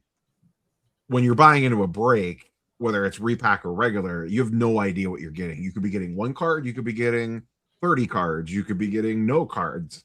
And they have rules in place that they have to send you something. So even if you whiff, you get like a random 30-cent card in the mail. And that's specifically a loophole to get through like the gambling aspect of it. But to me, that's the fundamental difference between buying a box and buying into a break. I know exactly what I'm getting here. I am buying a box with X number of packs and X number of cards. If I buy a spot in a Final Fantasy break for, I don't know, pick a character or whatever, I have no idea what I'm going to get. Well, let's double click on that, Rob, because let's say that repacks become problematic here, because to me, I'm like, yeah, I understand new product, you're ripping it, we understand, but a repacks, this is where it gets dangerous. And then let's talk about maybe the house of cards that sort of comes with this, because as we all know, like sort of the repack infrastructure in a lot of ways is keeping afloat of like the entire card hobby. I mean, this is like, the AI explosion within the stock market. It's like almost like similar here, that if it goes away, then like, what does that mean for I was the entire told hobby? that cards And only go up. So they do only go up if people can do repacks. So Rob, say more about that. Like, what do you think about this? Is there too much money that's going to actually defend this? Like kind of what Ryan was saying. I think the likelihood of repacks actually going away is probably small. It's more on the table today than it ever has been, just because, Pandora's box has been not opened, but the lid's been lifted a little bit on it. If repacks actually completely went away, it would probably decimate secondary card prices in the sports card market, because they do prop a lot of stuff up, and it's not even necessarily you got them all on his side now. Oh man, they're gonna love hearing that. What's that? I said true collectors are going to love hearing that. Real collectors. Well, here's the problem though, true collectors. All the cards that you have in your collection now would probably drop in value. So but they don't sell. Real true collectors don't sell their cards. So yeah, they don't care. They say they don't care. They say they don't care, but carry on. They say they don't care, but they do. The amount of liquidity that they inject into the secondary market is absolutely insane, and it really kind of it's a trickle-down effect to everything else. Now, I think the least likely scenario is, I laid out a few different scenarios in the video. Probably the most likely scenario is, and maybe it's like 50%, Whatnot wins and nothing happens with this. And once again, this is arbitration. We're not really going to know for sure. But let's say there's a 40% chance Whatnot wins. And then let's say there's a 35% chance that Lesko wins and his clients get the bag, and they roll out some semblance of improved consumer protections, because that's one of the other things that he's fighting for. Then there's probably the smallest chances is that like repacks just disappear completely. And even that, it would just be on Whatnot, because remember, this is arbitration against Whatnot only, and it doesn't have broader implications on anything else. Now, Whatnot's the biggest selling platform, so even if just Whatnot banned repacks tomorrow, it would have, but everyone else could still do it. It would still have huge trickle-down effects on everything else. Did you buy that? Did you buy that in their statement where they're like, repacks are like a big part of the hobby and we're just 4%? So whatever they said. The trick there was the way that they worded that. And before, I'll answer that in a second. Let me finish off the things that could happen.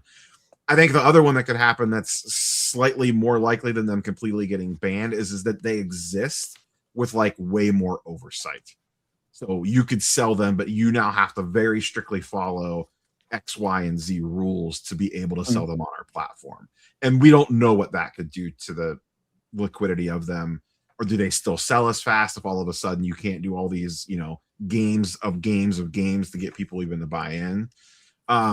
What you just asked, the percentage thing, and I forget what it was. It was like 4% of the sellers on Whatnot sell breaks or something like that. Yeah, 4% right here.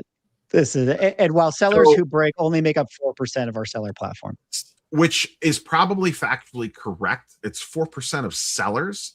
I would love to know the percentage of revenue. That's the difference. Right. Because they're the big whales that are moving all this stuff. Yeah. I mean, no offense to the people selling clothes and handbags. I don't think they're selling 32 break spots every hour at thousands upon thousands of dollars a pop. I did see an interesting article, though, where I felt like it was really misleading. They said breaking platform Whatnot is being sued, and I was like, that is a stretch. It's like, that's not everything that Whatnot does. Like, there's a lot of sellers that don't do that don't do any type of breaking when they're selling. Like, you still have that high pressure environment that's there, but it's not necessarily the breaking side of it. Well, that's a good point, Ryan, because to me, when I think about, like, from Whatnot's perspective, they're kind of like, we're just the platform, like, whatever people decided to do, how they decided to run their shows or sell, how they decide to sell, like, that's not really on them. So I don't know, obviously I can't speak legalese and stuff, but like, it seems like it's going to be hard to pin this on Whatnot.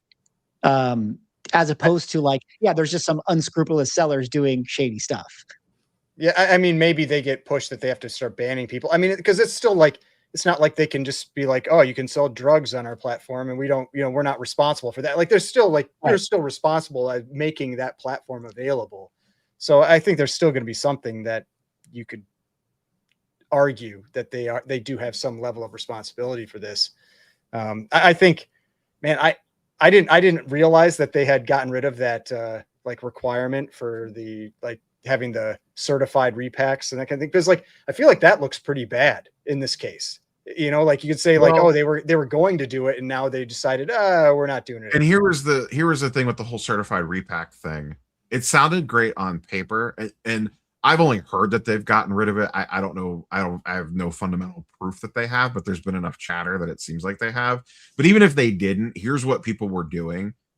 You basically just needed, people were describing this to me as they set a curtain up between one half of the room that was selling the repacks and the other half of the room that was making the repacks, and essentially had it as a different company. And that's all that changed. So really, it was toothless to begin with, the way some folks that are in this business described it to me, of what small hoops they had to jump through to suddenly make the repack certified. Because, and the other problem with Whatnot is, and this is why you see most of the Whatnot seller crash out stuff compared to Fanatics and eBay Live. Their vetting process is terrible for new buyers. You could sign up in 30 seconds. It's a little bit more involved than that, but it's not much. It's very easy to create a seller account on Whatnot. You basically apply, and then I think you get thrown through a crash course training thing, and you're basically auto yes. I don't know anyone that's ever been rejected from signing up for a Whatnot account, where eBay Live is a rigorous process. It takes weeks. And I know large sellers that have not gotten on that platform. And Fanatics Live is, I believe, easier than eBay Live, but still 10 times harder than Whatnot. And I think that's part of the reason why Lesko is going after Whatnot, because the barrier to entry on bad sellers is extremely low, and it just leads to shadier stuff going on. Yeah, that would be a good fallout, if Whatnot has to do better restrictions to just kind of clean up their community and things like that. Because, I'll extend an olive branch. I don't always use Whatnot, but I think it's a platform it's fine. There's nothing wrong with it being, a selling platform in theory, but it does feel like it's kind of created a culture that is not ideal. But I think you're still always going to have, the breaking, gambling, addictive nature, no matter what ends up happening with this. I don't really see it going away. Yeah. The statement that I remember from their report that I think it was them that said that I didn't really like, is they said breaking is like part of the hobby. And I don't think it was until very recently. Like it always was. It's just the extreme of, I shouldn't say always. It's been around a lot longer than people realize. It just wasn't the dominant force that it is. I mean, because I feel like in most history of these different, like whether it's sports cards or Pokemon or whatever, people could get access to product. Like that's been the big difference over the last, like I'd say like 5 years, is that it's gotten really, really hard for like the average person to get access to this stuff. And so they're forced into buying into these, into breaks and that kind of stuff. I feel like, yeah, maybe it's been around for something that's like really expensive or whatever, but I don't feel like I ever really heard about this until much more recently. And maybe Whatnot just made it more widespread. COVID boosted it. It's been around for quite a long time. And it was more like back in the day, it was more pure in its intention. It was more about like, hey, people want to buy mass quantities. So like instead of buying an individual box, they want to get into multiple cases of a particular product. And it would be like the goal essentially was, let's get 30 people around that collect 30 different teams and buy in a mass quantity and split that cost across 30 different people. And everyone's just getting the teams that they actually collect. Like that in its purest form, that's the whole point of breaking. And that's how it started. And then as, case hits and product hits and these huge chases kind of started driving the market, and COVID, it's driven people more and more to that. And it's not so much about product accessibility. It's, you can walk in and buy a box. That's no problem. It's just that the prices of the boxes have gotten so insane that they're basically microtransacting it. A $10,000 case of Flawless, most people can't buy that. Like the most expensive products people can't buy into, but you could buy into a random spot to maybe hit a card out of that Flawless case for $200 or whatever, whatever it would be. Which is such the silly gambling mindset to have in the first place. And this is a little bit different, but you kind of reminded me of this, and I kind of wanted to just float it out, and maybe Manu and Ryan, you'll have thoughts about this. But speaking of Spec coming back, speaking of like, comics being new, a new thing again, you know what I'm starting to see return a lot more in comics? That was a 2021 thing. Raffles. For those who don't know, the raffle thing is like, let's say we have a $1,000 9/8 whatever, and I'm a seller, and I'm going to sell 10 spots, at $100 a pop. So like, give me $100, 10 people sign up, I spin a wheel, and then whoever gets picked wins the $1,000 comic book. And this is like becoming a thing. And it is straight up illegal to do that. You cannot do this, but people are starting to do it, and they're getting away with it. And I think that's crazy. So I don't know if you guys had where are you seeing it? Because I have seen some raffles on Instagram, but it's I haven't seen as much as we used to see back during like COVID. Like COVID, I felt like my feed was just like inundated with them. Yeah. I guess to me, I'm just starting to see it again. Like I hadn't seen it for years, and I think it's crazy that on Instagram is to answer your question. Yeah, that's where I'm seeing it. I'm not on Whatnot enough to know if it's there, but I have to assume that there's some sellers that are doing it. Why wouldn't they be doing it? But I don't know if you had more thoughts on that. I used to see that in a lot of Facebook groups, like the Razzes and the raffles and stuff. I mean, to me, it's my thought was always like, it's wild when you see like people buying into those, and it's for like a $20,000 or $30,000 book, and they're paying $2,000 for a spot. Like, I'm just like, crazy. There's no way. Like, there's no way. I'm just gonna like toss $2,000 into the wind, on the chance that I win that book. Like, it just, those are wild to me. Well, I mean, Courtyard IO is basically just like an advanced version of a Raz. Like you're spending $100 a pull to try to hit the big chase. The difference is you're just getting something smaller back in return if you whiff. At least. I don't know. See, like I actually am much like, because I'll say like one of the things I've dove into over the last few weeks was the GameStop Power Packs. Now, I don't have access to it because it's like you can't just get access like a beta, but like there's a there's a number of channels that open them, but there's one channel I've been watching. What's it called? Paper Tigers, where he got beta access, and basically he just runs these like events on his channel where they have like teams, and you're basically buying slots on it, and then like, so you'll have like 2 teams of, or they're like, what would it be, like 8 teams of like 10 people, and then they're all pulling cards, and then they're adding up the total, and then whoever, whichever team wins that round moves on to the next round, and the next and the next and the next, and they ultimately at the end will have like one person that wins and gets all the cards from the whole thing.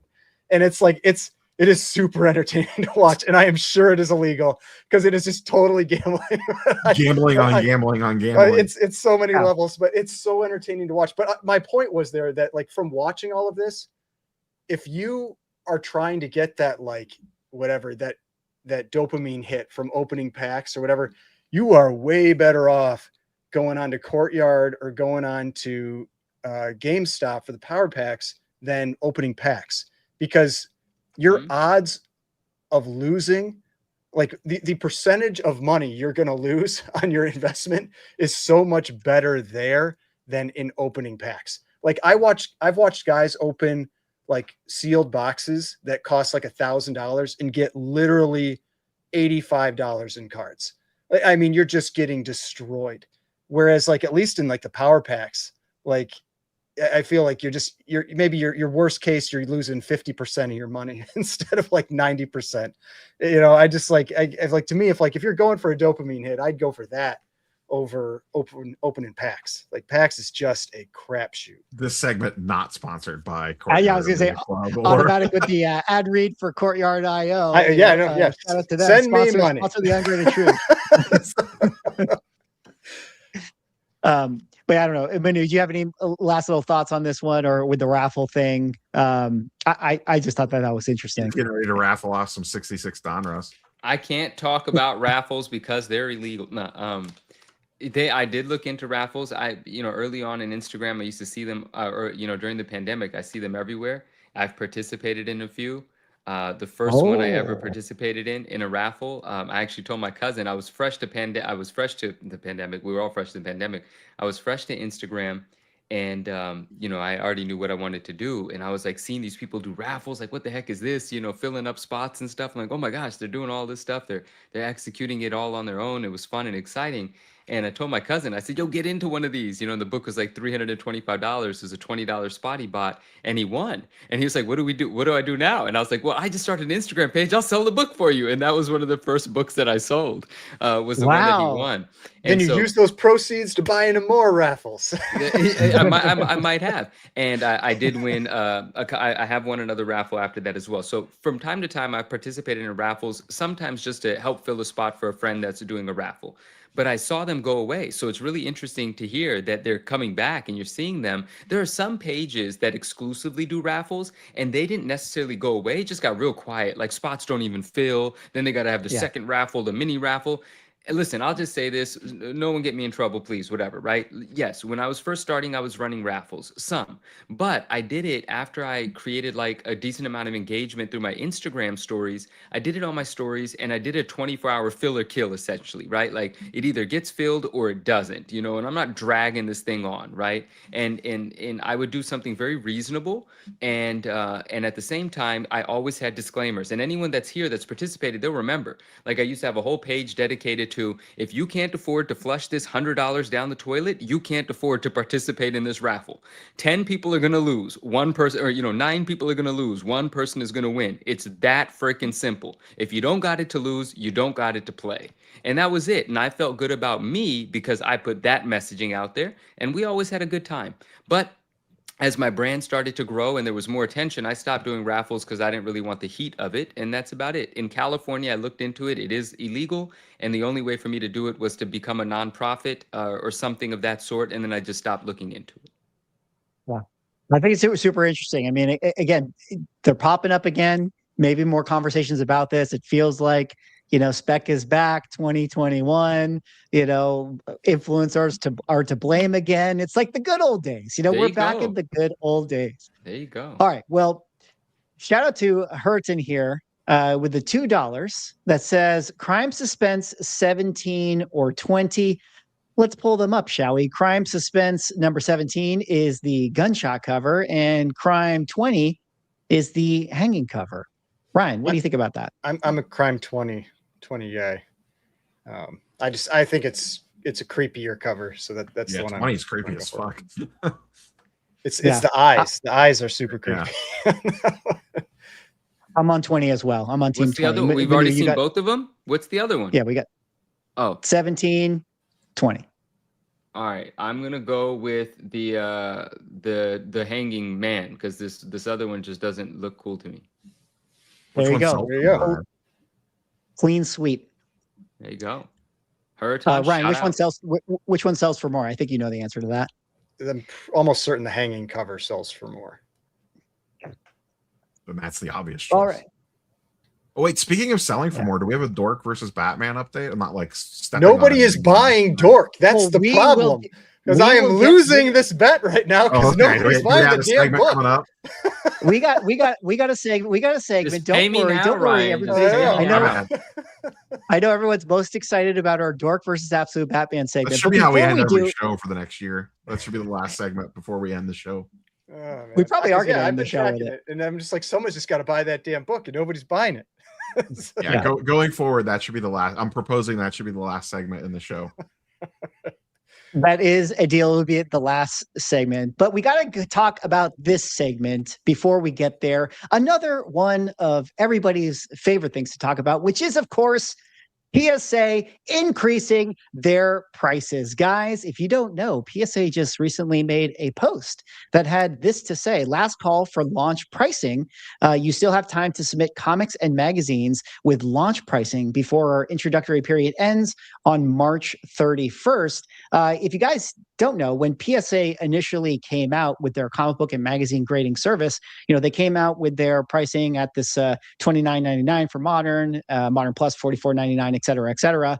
But they made this an announcement that it's a initial launch price for their services. Now we're hitting at that time where they're going to be changing that. And they say on April 1st, we're going to get the new prices. I mean, I think we have to assume that the prices are going to increase. I find this really interesting, considering if you go over to CGC right now, and if we're to compare, services, $29.99 for the Modern at PSA, Modern at CGC right now is $27. That is so the bulk, though. So okay. Wait, the bulk right here? Yeah, the top one is the bulk, the 27. So the next one down is the Modern, which I think would be the. I'm sorry. You're right. You're right. Let me reset and set that up. Thank you for that correction. Their price being $30, PSA's prices being $29.99. Right now, their prices roughly match that of PSA. But since PSA is now going to be getting rid of their launch pricing here, I think we have to assume that means that PSA's prices are now going to be more expensive than CGC. I'll kind of throw it out to you guys. What do you guys think about this? Could this be a mistake from PSA's standpoint? Well, I think their launch price is $24.99. I could be wrong, but it's lower than that. Like they have there's like a discounted price. They didn't show it on there, but they do have a discounted price. So I think it's going to go to the matching price where they're going to be the same. But the tricky part there is, though, that CGC is then going to be quite a bit cheaper because almost nobody submits to CGC paying the full fee. Like almost everybody has either the 10% off account, the 20% off account, or if you're a dealer, the 25% off. And so like for me, I use the 20%. So like if I'm submitting a Modern, it's $24. And so and most people that maybe they don't have that, but they have the 10% off, they're getting it for 27. So to me, if I would say the thing is, if your reasoning for sending to PSA was that the price was cheaper, I don't think your reasoning changes with this, because $3 or $5, if that's not enough. Because the selling prices of the books for the CGC books, generally, like there have been examples like the Superman 1 where the PSA sold for more, but generally have been higher. And so to me, the reason you're sending to PSA is probably because you don't want to send to CGC. And so I don't think it's going to change anything in terms of submissions, but it is also on April 1st. So maybe it's just a joke and nothing will happen when we get to April 1st. I don't know. But yeah, I don't expect it'll have much of an impact in terms of submissions. Rob, you have this graphic right here. You want to walk us through this one? Yeah. So it says right here, Yeah, there you go. That's price, introductory pricing, $26. Okay. I apologize then. I had it wrong here. Their introductory price. You're right. It's going to match the CGC. We're assuming. We're assuming. Right. Yeah. So it is right now a few bucks cheaper. What else do they have listed for this vintage introductory pricing at $40? Because it's going off the declared value. Faster turnaround time is $40. Vintage introductory $55. I don't know how this compares to CGC pricing off the top of my head. They're almost like one. They're like within $1, I think, of each of the tiers. They are very close. 45 for vintage here, 105 for high value for CGC. So yeah, very, very close in terms of their prices. I guess it's going to change to match, but stands to reason what Ryan, you were already saying, where most people have kind of an account that gives them some percentage off. But interesting. Yeah, I don't know if this is going to be a big uproar. Like it's unlikely that the comic client base within PSA is big enough to like cause this to be some kind of uproar. And I think you're right that people are submitting to PSA for different reasons than just, they think that it's cheaper. But I don't know if Rob or Madhu, you had other thoughts on this one. I still think on the PSA side of things, I mean, I don't know. I think it happened between our last time. They set the record for magazine sale on that Jordan cover. They did. Yeah. Absolutely. I was going to bring that one up. Sale.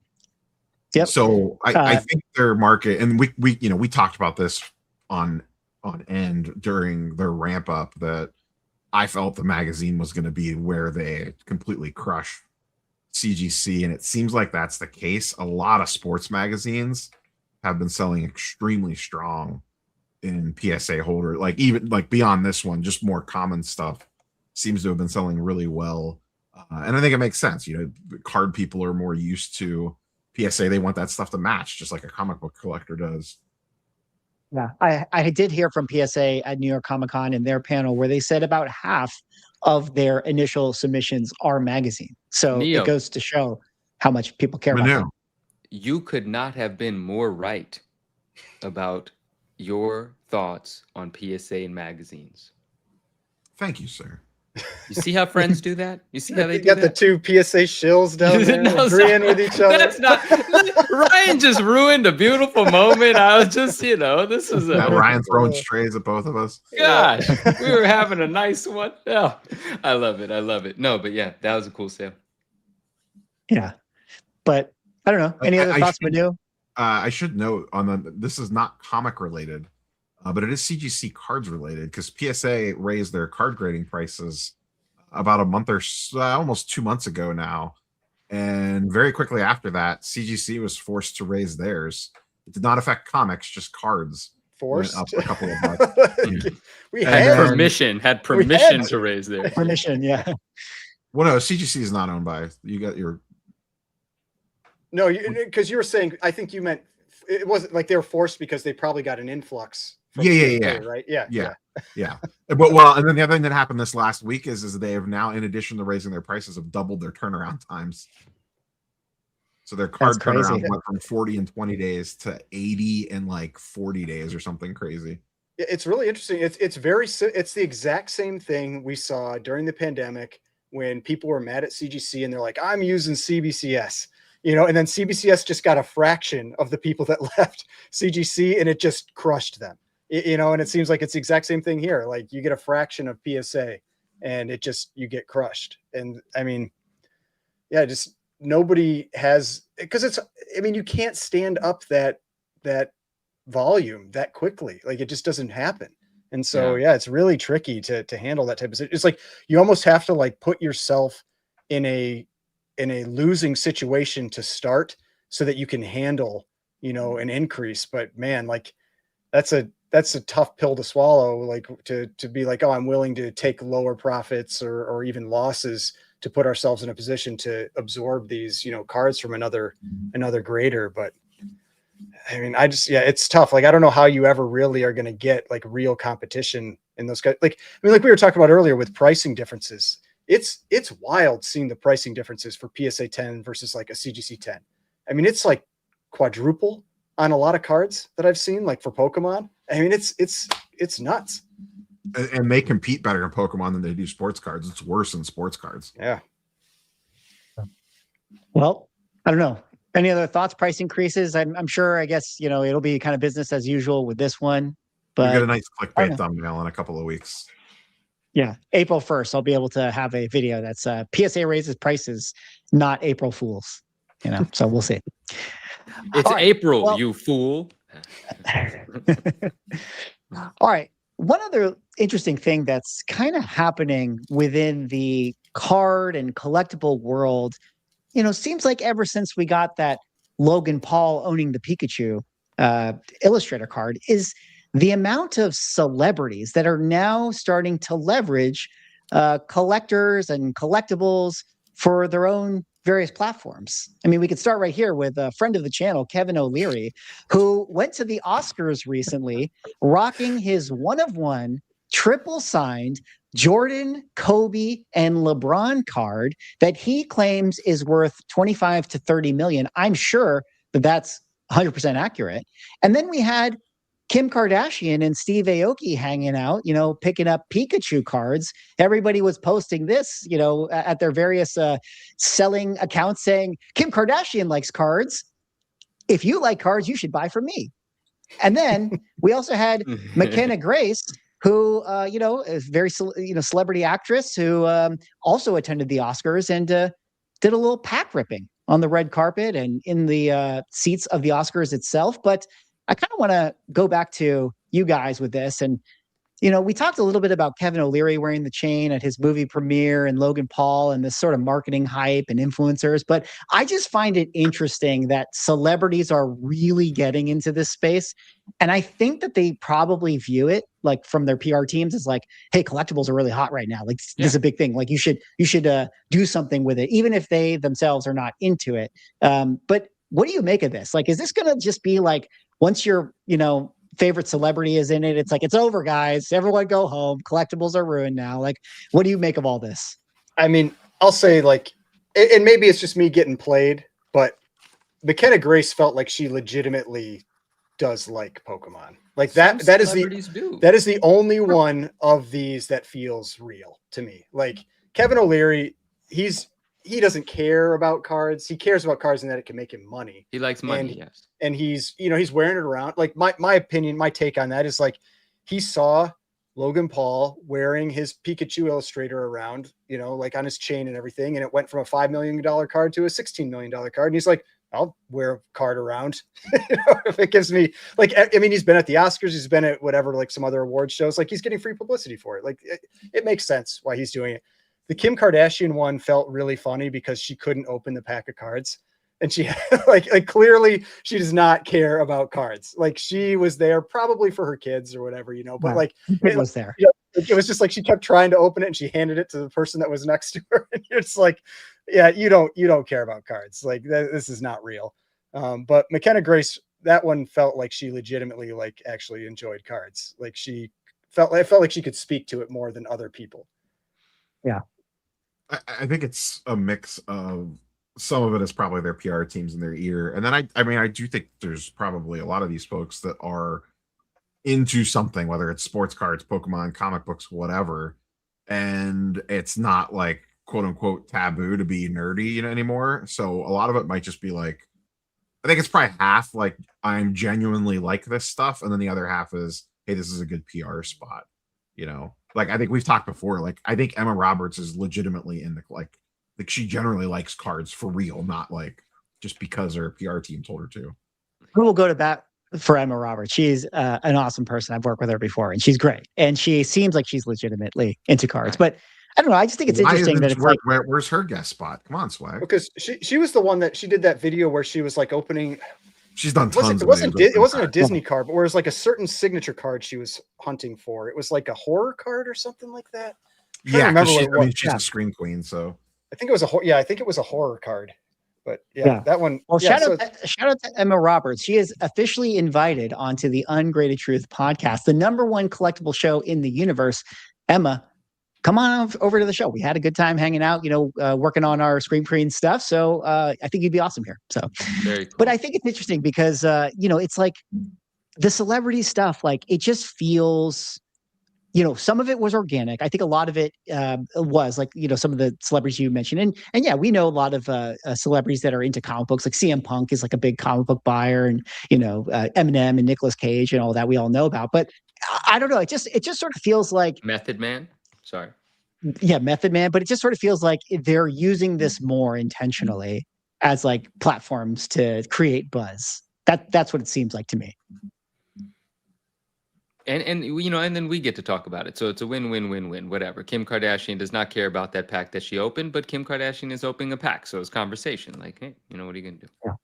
All right. Well, there you go. I get you guys have lots to say on this, I see. So, Well, I mean, there's been some interesting ones. Like the ones I like are like I said, I feel like there's certain people where you can tell they are legitimately fans, and that's like was it Alyssa Liu, the figure skater? Like she was calling out like names of characters in manga and that kind of thing. Like that's how you can tell when somebody can pull stuff up off the fly. Like that they actually like legitimately enjoy this stuff. And not to say that you should like, I'm not saying like gatekeep against people that are new, but like sometimes it just feels like it's just not real, and and that, I don't know, that to me, I think for most collectors, it turns the person off of that. You're just like, you don't feel authentic at all.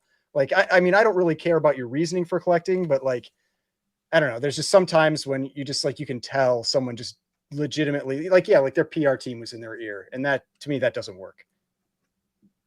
Kim Kardashian, like you said, had a hard time opening up the pack. I feel for her because I've had hard times opening up blind bags on my channel, and people are always like, "Swag, you need to use scissors." But I don't know if they know about this one right here, where this guy used scissors to open up a Yu-Gi-Oh pack and ended up cutting his card. I don't know if this is like performative or real or whatever. To me, it's just kind of funny either way. I think it's or real. Not funny. Maybe I think it's probably real. But he cut this card that apparently was worth, like upwards of like $10,000 or stuff like that. But Rob, I got a question for you. What is the real official way to open up packs? Can you let everyone know right now how to do it? Are scissors for noobs? Not with scissors. Not with scissors. I will say though, having ripped some one-piece packs are a pain in the ass to open. I almost do they have the little like tab? They do, but they don't work. Oh, they're the worst. Yeah, the tabs are the worst. Yeah. Yeah, because like I watch Pokerev, and like whenever he opens like the Japanese versions of the packs, like the Pokemon cards, he's just like he hates it because the Japanese ones all come with a tab versus the American, the US style ones. One piece are a pain in the ass to open. The struggle was real, and I open packs all the time, and I felt like a 4-year-old with like 2 right hands. Well, is the method to just get after it, use your hands, rip it open, and just be like, what is the way? For most packs, yeah. There are some packs that are trickier to open. Like there's those ones with pull tabs, and certain vintage packs can be a little trickier. I'm trying to think. Never had a pull tab pack. That's interesting. I'm trying to think like how, like when I've watched Rudy open like alpha and beta, like beta packs and stuff like that, how he opens those. I think they use scissors on those. Now that I think about it, I mean, like when Watch Me Open has opened beta packs, I feel like they use scissors on those. When I watch channels where they're opening large amounts of packs, like packs for people or that kind of thing, I do see people use either a razor blade or scissors a lot of the time. And I think it's just their hands just get too tight. Like, I mean, I've watched, again, I'm referencing like Pokerev again. I remember during the pandemic, I don't think he ever used scissors. I think he always used his hands, and he had some streams where he was opening thousands of packs. And I know he has said like his hands were just killing him by the end, or he'd get like little cuts from them and that kind of stuff. And so like in that case, I understand using scissors or a razor blade or whatever. But like if you're just like one guy opening a box of cards, like just open them with your hands. Like if your hands are getting tired after 36 packs or 18 packs or whatever you're opening, like it shouldn't be. I gotta be honest. Hit the gym. I don't know why, because I've recently opened some boxes, and I'm just one guy opening boxes at this table, and like I don't know why I did it with scissors. I'm not actually sure why. I think it just felt cleaner to me or something. I don't know why I did it You with could have scissors. cut your card though, just like Well, that. yeah, you got to be. Yeah, I mean, yeah, I guess it could happen. Unfortunately, knock on wood. But yeah, I don't know I why I feel like did. you're not going to. Like, I mean, I don't know. People got on my case because I was like opening it without scissors and they were like making fun of me, which admittedly I was struggling with it. But at the same time, I've opened stuff with scissors. I feel like if you do it right, like you're not going to cut the card. Like you just got to go a little bit careful, just use gravity, Yeah, have the card sink down. I don't know. use That's gravity is that's good how I see the advice. guys do it on the channel. Like they like tap them down to the bottom and then they That's- cut. Yeah. Yeah. But I don't All like right. the idea of accidentally, I don't know why. Yeah, anyway, it's been fine so far, knock on wood. Hopefully it continues to be. Well, be careful out there when you guys open packs. You don't want to be like that guy and take off the top. Yeah. But let's move on now to the most anticipated segment of the show, which is our last segment of the show, as we've now established that we're going to be finishing our streams with the Dork versus Batman check-in. Shout out to Big Clutch, Shout who out Big the Clutch. other Nice day book. picked up a CGC 99 copy of Dork that he actually got on Comic Dune's Whatnot stream, I believe, who had a bin buy it now price of $500. And while to many that might sound like a lot, like why would you pay $500 for a new comic book? Seems like a good pickup because not too long later, we actually had a 99 get sold on eBay at auction, and it sold for $807. Guys, I have to point out that I legitimately was watching this and thinking about bidding, and it ended early in the morning, and I was making coffee and I forgot to bid. So I don't know. For the memes, I was hoping I could actually pick this one up, but pretty crazy to see that it sold for $800. When we did our last check-in, we were over at the Pop Report, and there were 299s like early on in the process of grading. There's still only 299s. The 98s have gone from 19 to 43. So it seems like maybe those 99s are actually going to be, the only 99s. We don't really know. We're starting to see 98s have had a couple sales, Ryan, in the last they day have. or so. Okay, Yeah, because so we have when I checked a couple days ago, there was still just that one $305 sale.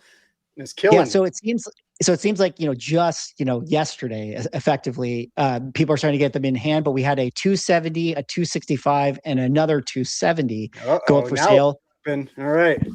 Checking in on Absolute Batman here. We got 8 months sales, still.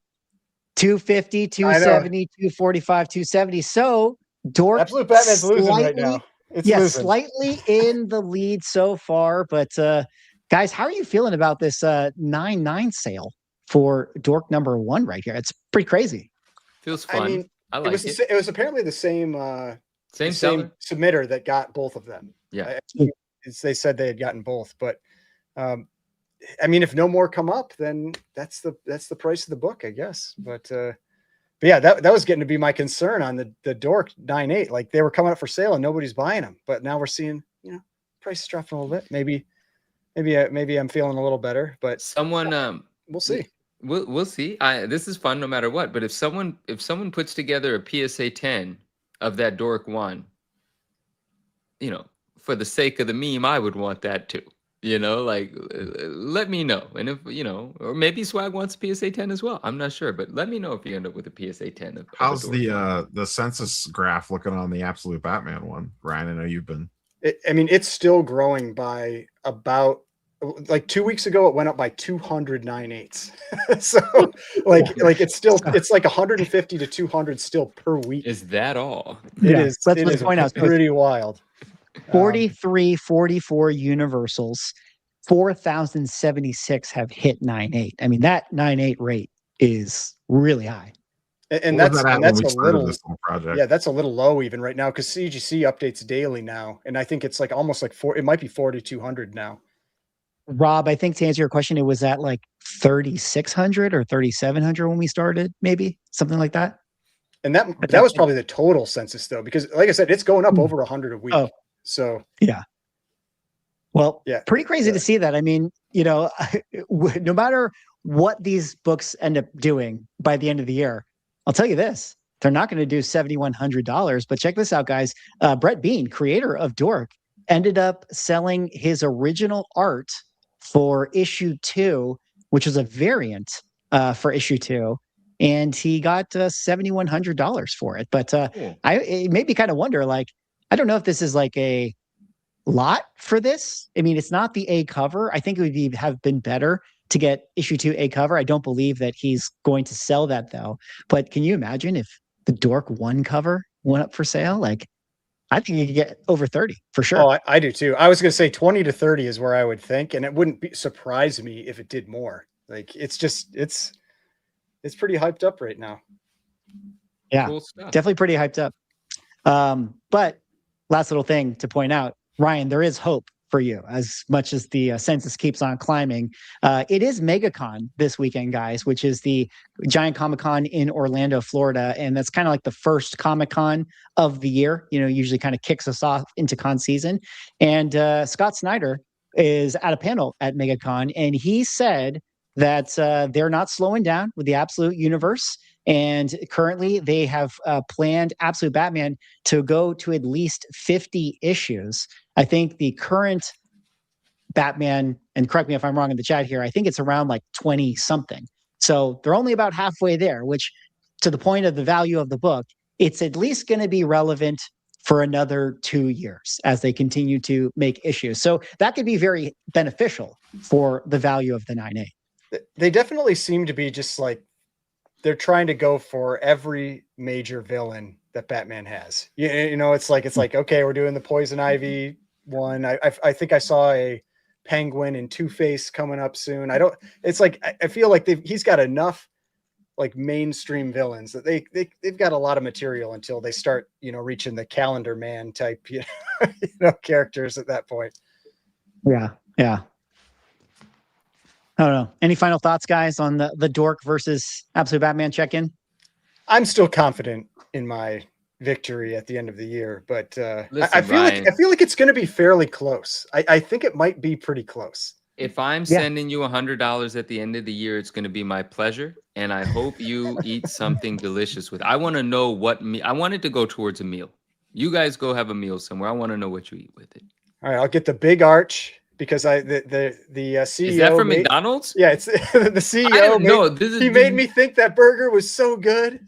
Yeah, as he vomited off screen. There's a rule around here: no McDonald's. Absolute garbage, trash, poison, crap, nonsense. So my gosh. I did just watch a documentary about microplastics, and it's got me on a little bit of a. Oh, my wife is watching one on Netflix, like as we speak. Yeah. that's the same one. Yeah, I watched that one. It's quite good, and it'll definitely scare you out of eating basically everything. I was gonna say, what are you actually supposed to eat? Like let's say, like, go out only your own food that you grow. Even then, questionable. But yeah, even then, questionable. I don't know. You got to reduce it, but. Yeah, it's pretty crazy. As we get older, guys, you got to make sure that you take care of your bodies. And we're getting old because GameStop now declares that PS3, Xbox 360 are officially retro consoles. Wow. I figured we could end the show with that to let everybody on the panel and likely in the chat know that you guys are old. I feel like those were like post my college. like, oh my God. Like, man. I would like to say to all of our old viewers, we are young and I love you all. Thank you. Yeah. I started with we had a Commodore 64 and then an Atari and then the Nintendo, then Super Nintendo, then PlayStation. I didn't get the next one. I jumped up to PlayStation 3, I think, for the next system I got. But yeah. PlayStation 3 was goated and now it's retro. But it is what it is. Time always moves on, which is kind of like how our show is moving on to the end. Which, guys, thanks so much for hanging out tonight. Really, really appreciate it. Remember, hop over to the Ungraded Truth YouTube channel, link in the description. Give it a sub. And maybe more importantly, click on that link to the Spotify. Give us a listen on Spotify. Give us a 5-star review. I always say that, like, I cut out all the fluff over there on the Spotify to maximize the listening experience, even though there is no fluff. So it must be like our entire show. On the Spotify. I am disappointed that number didn't go up to 1,300 on the Ungraded. Come on, Chad. Come on, Chad. Get over there. Help us out, okay? It costs you guys nothing, all right? Even though Spec is back, and everyone's making money by flipping tarantula books, we're not asking for that, okay? We're just asking for a 5-star review. But anyways, that's going to end our show, guys. Thanks so much for hanging out tonight. We'll see you on the next one. Peace. Be good, everyone. Detective Comics set a record for 1.8 million. Nobody really cares. Who are annoyed that people are asking them questions, is this book banned? That question didn't exist a year ago. Somebody's submitting like 25 vintage books and getting 15 9.9s. We always think, how could it ever get crazier? And then it always does.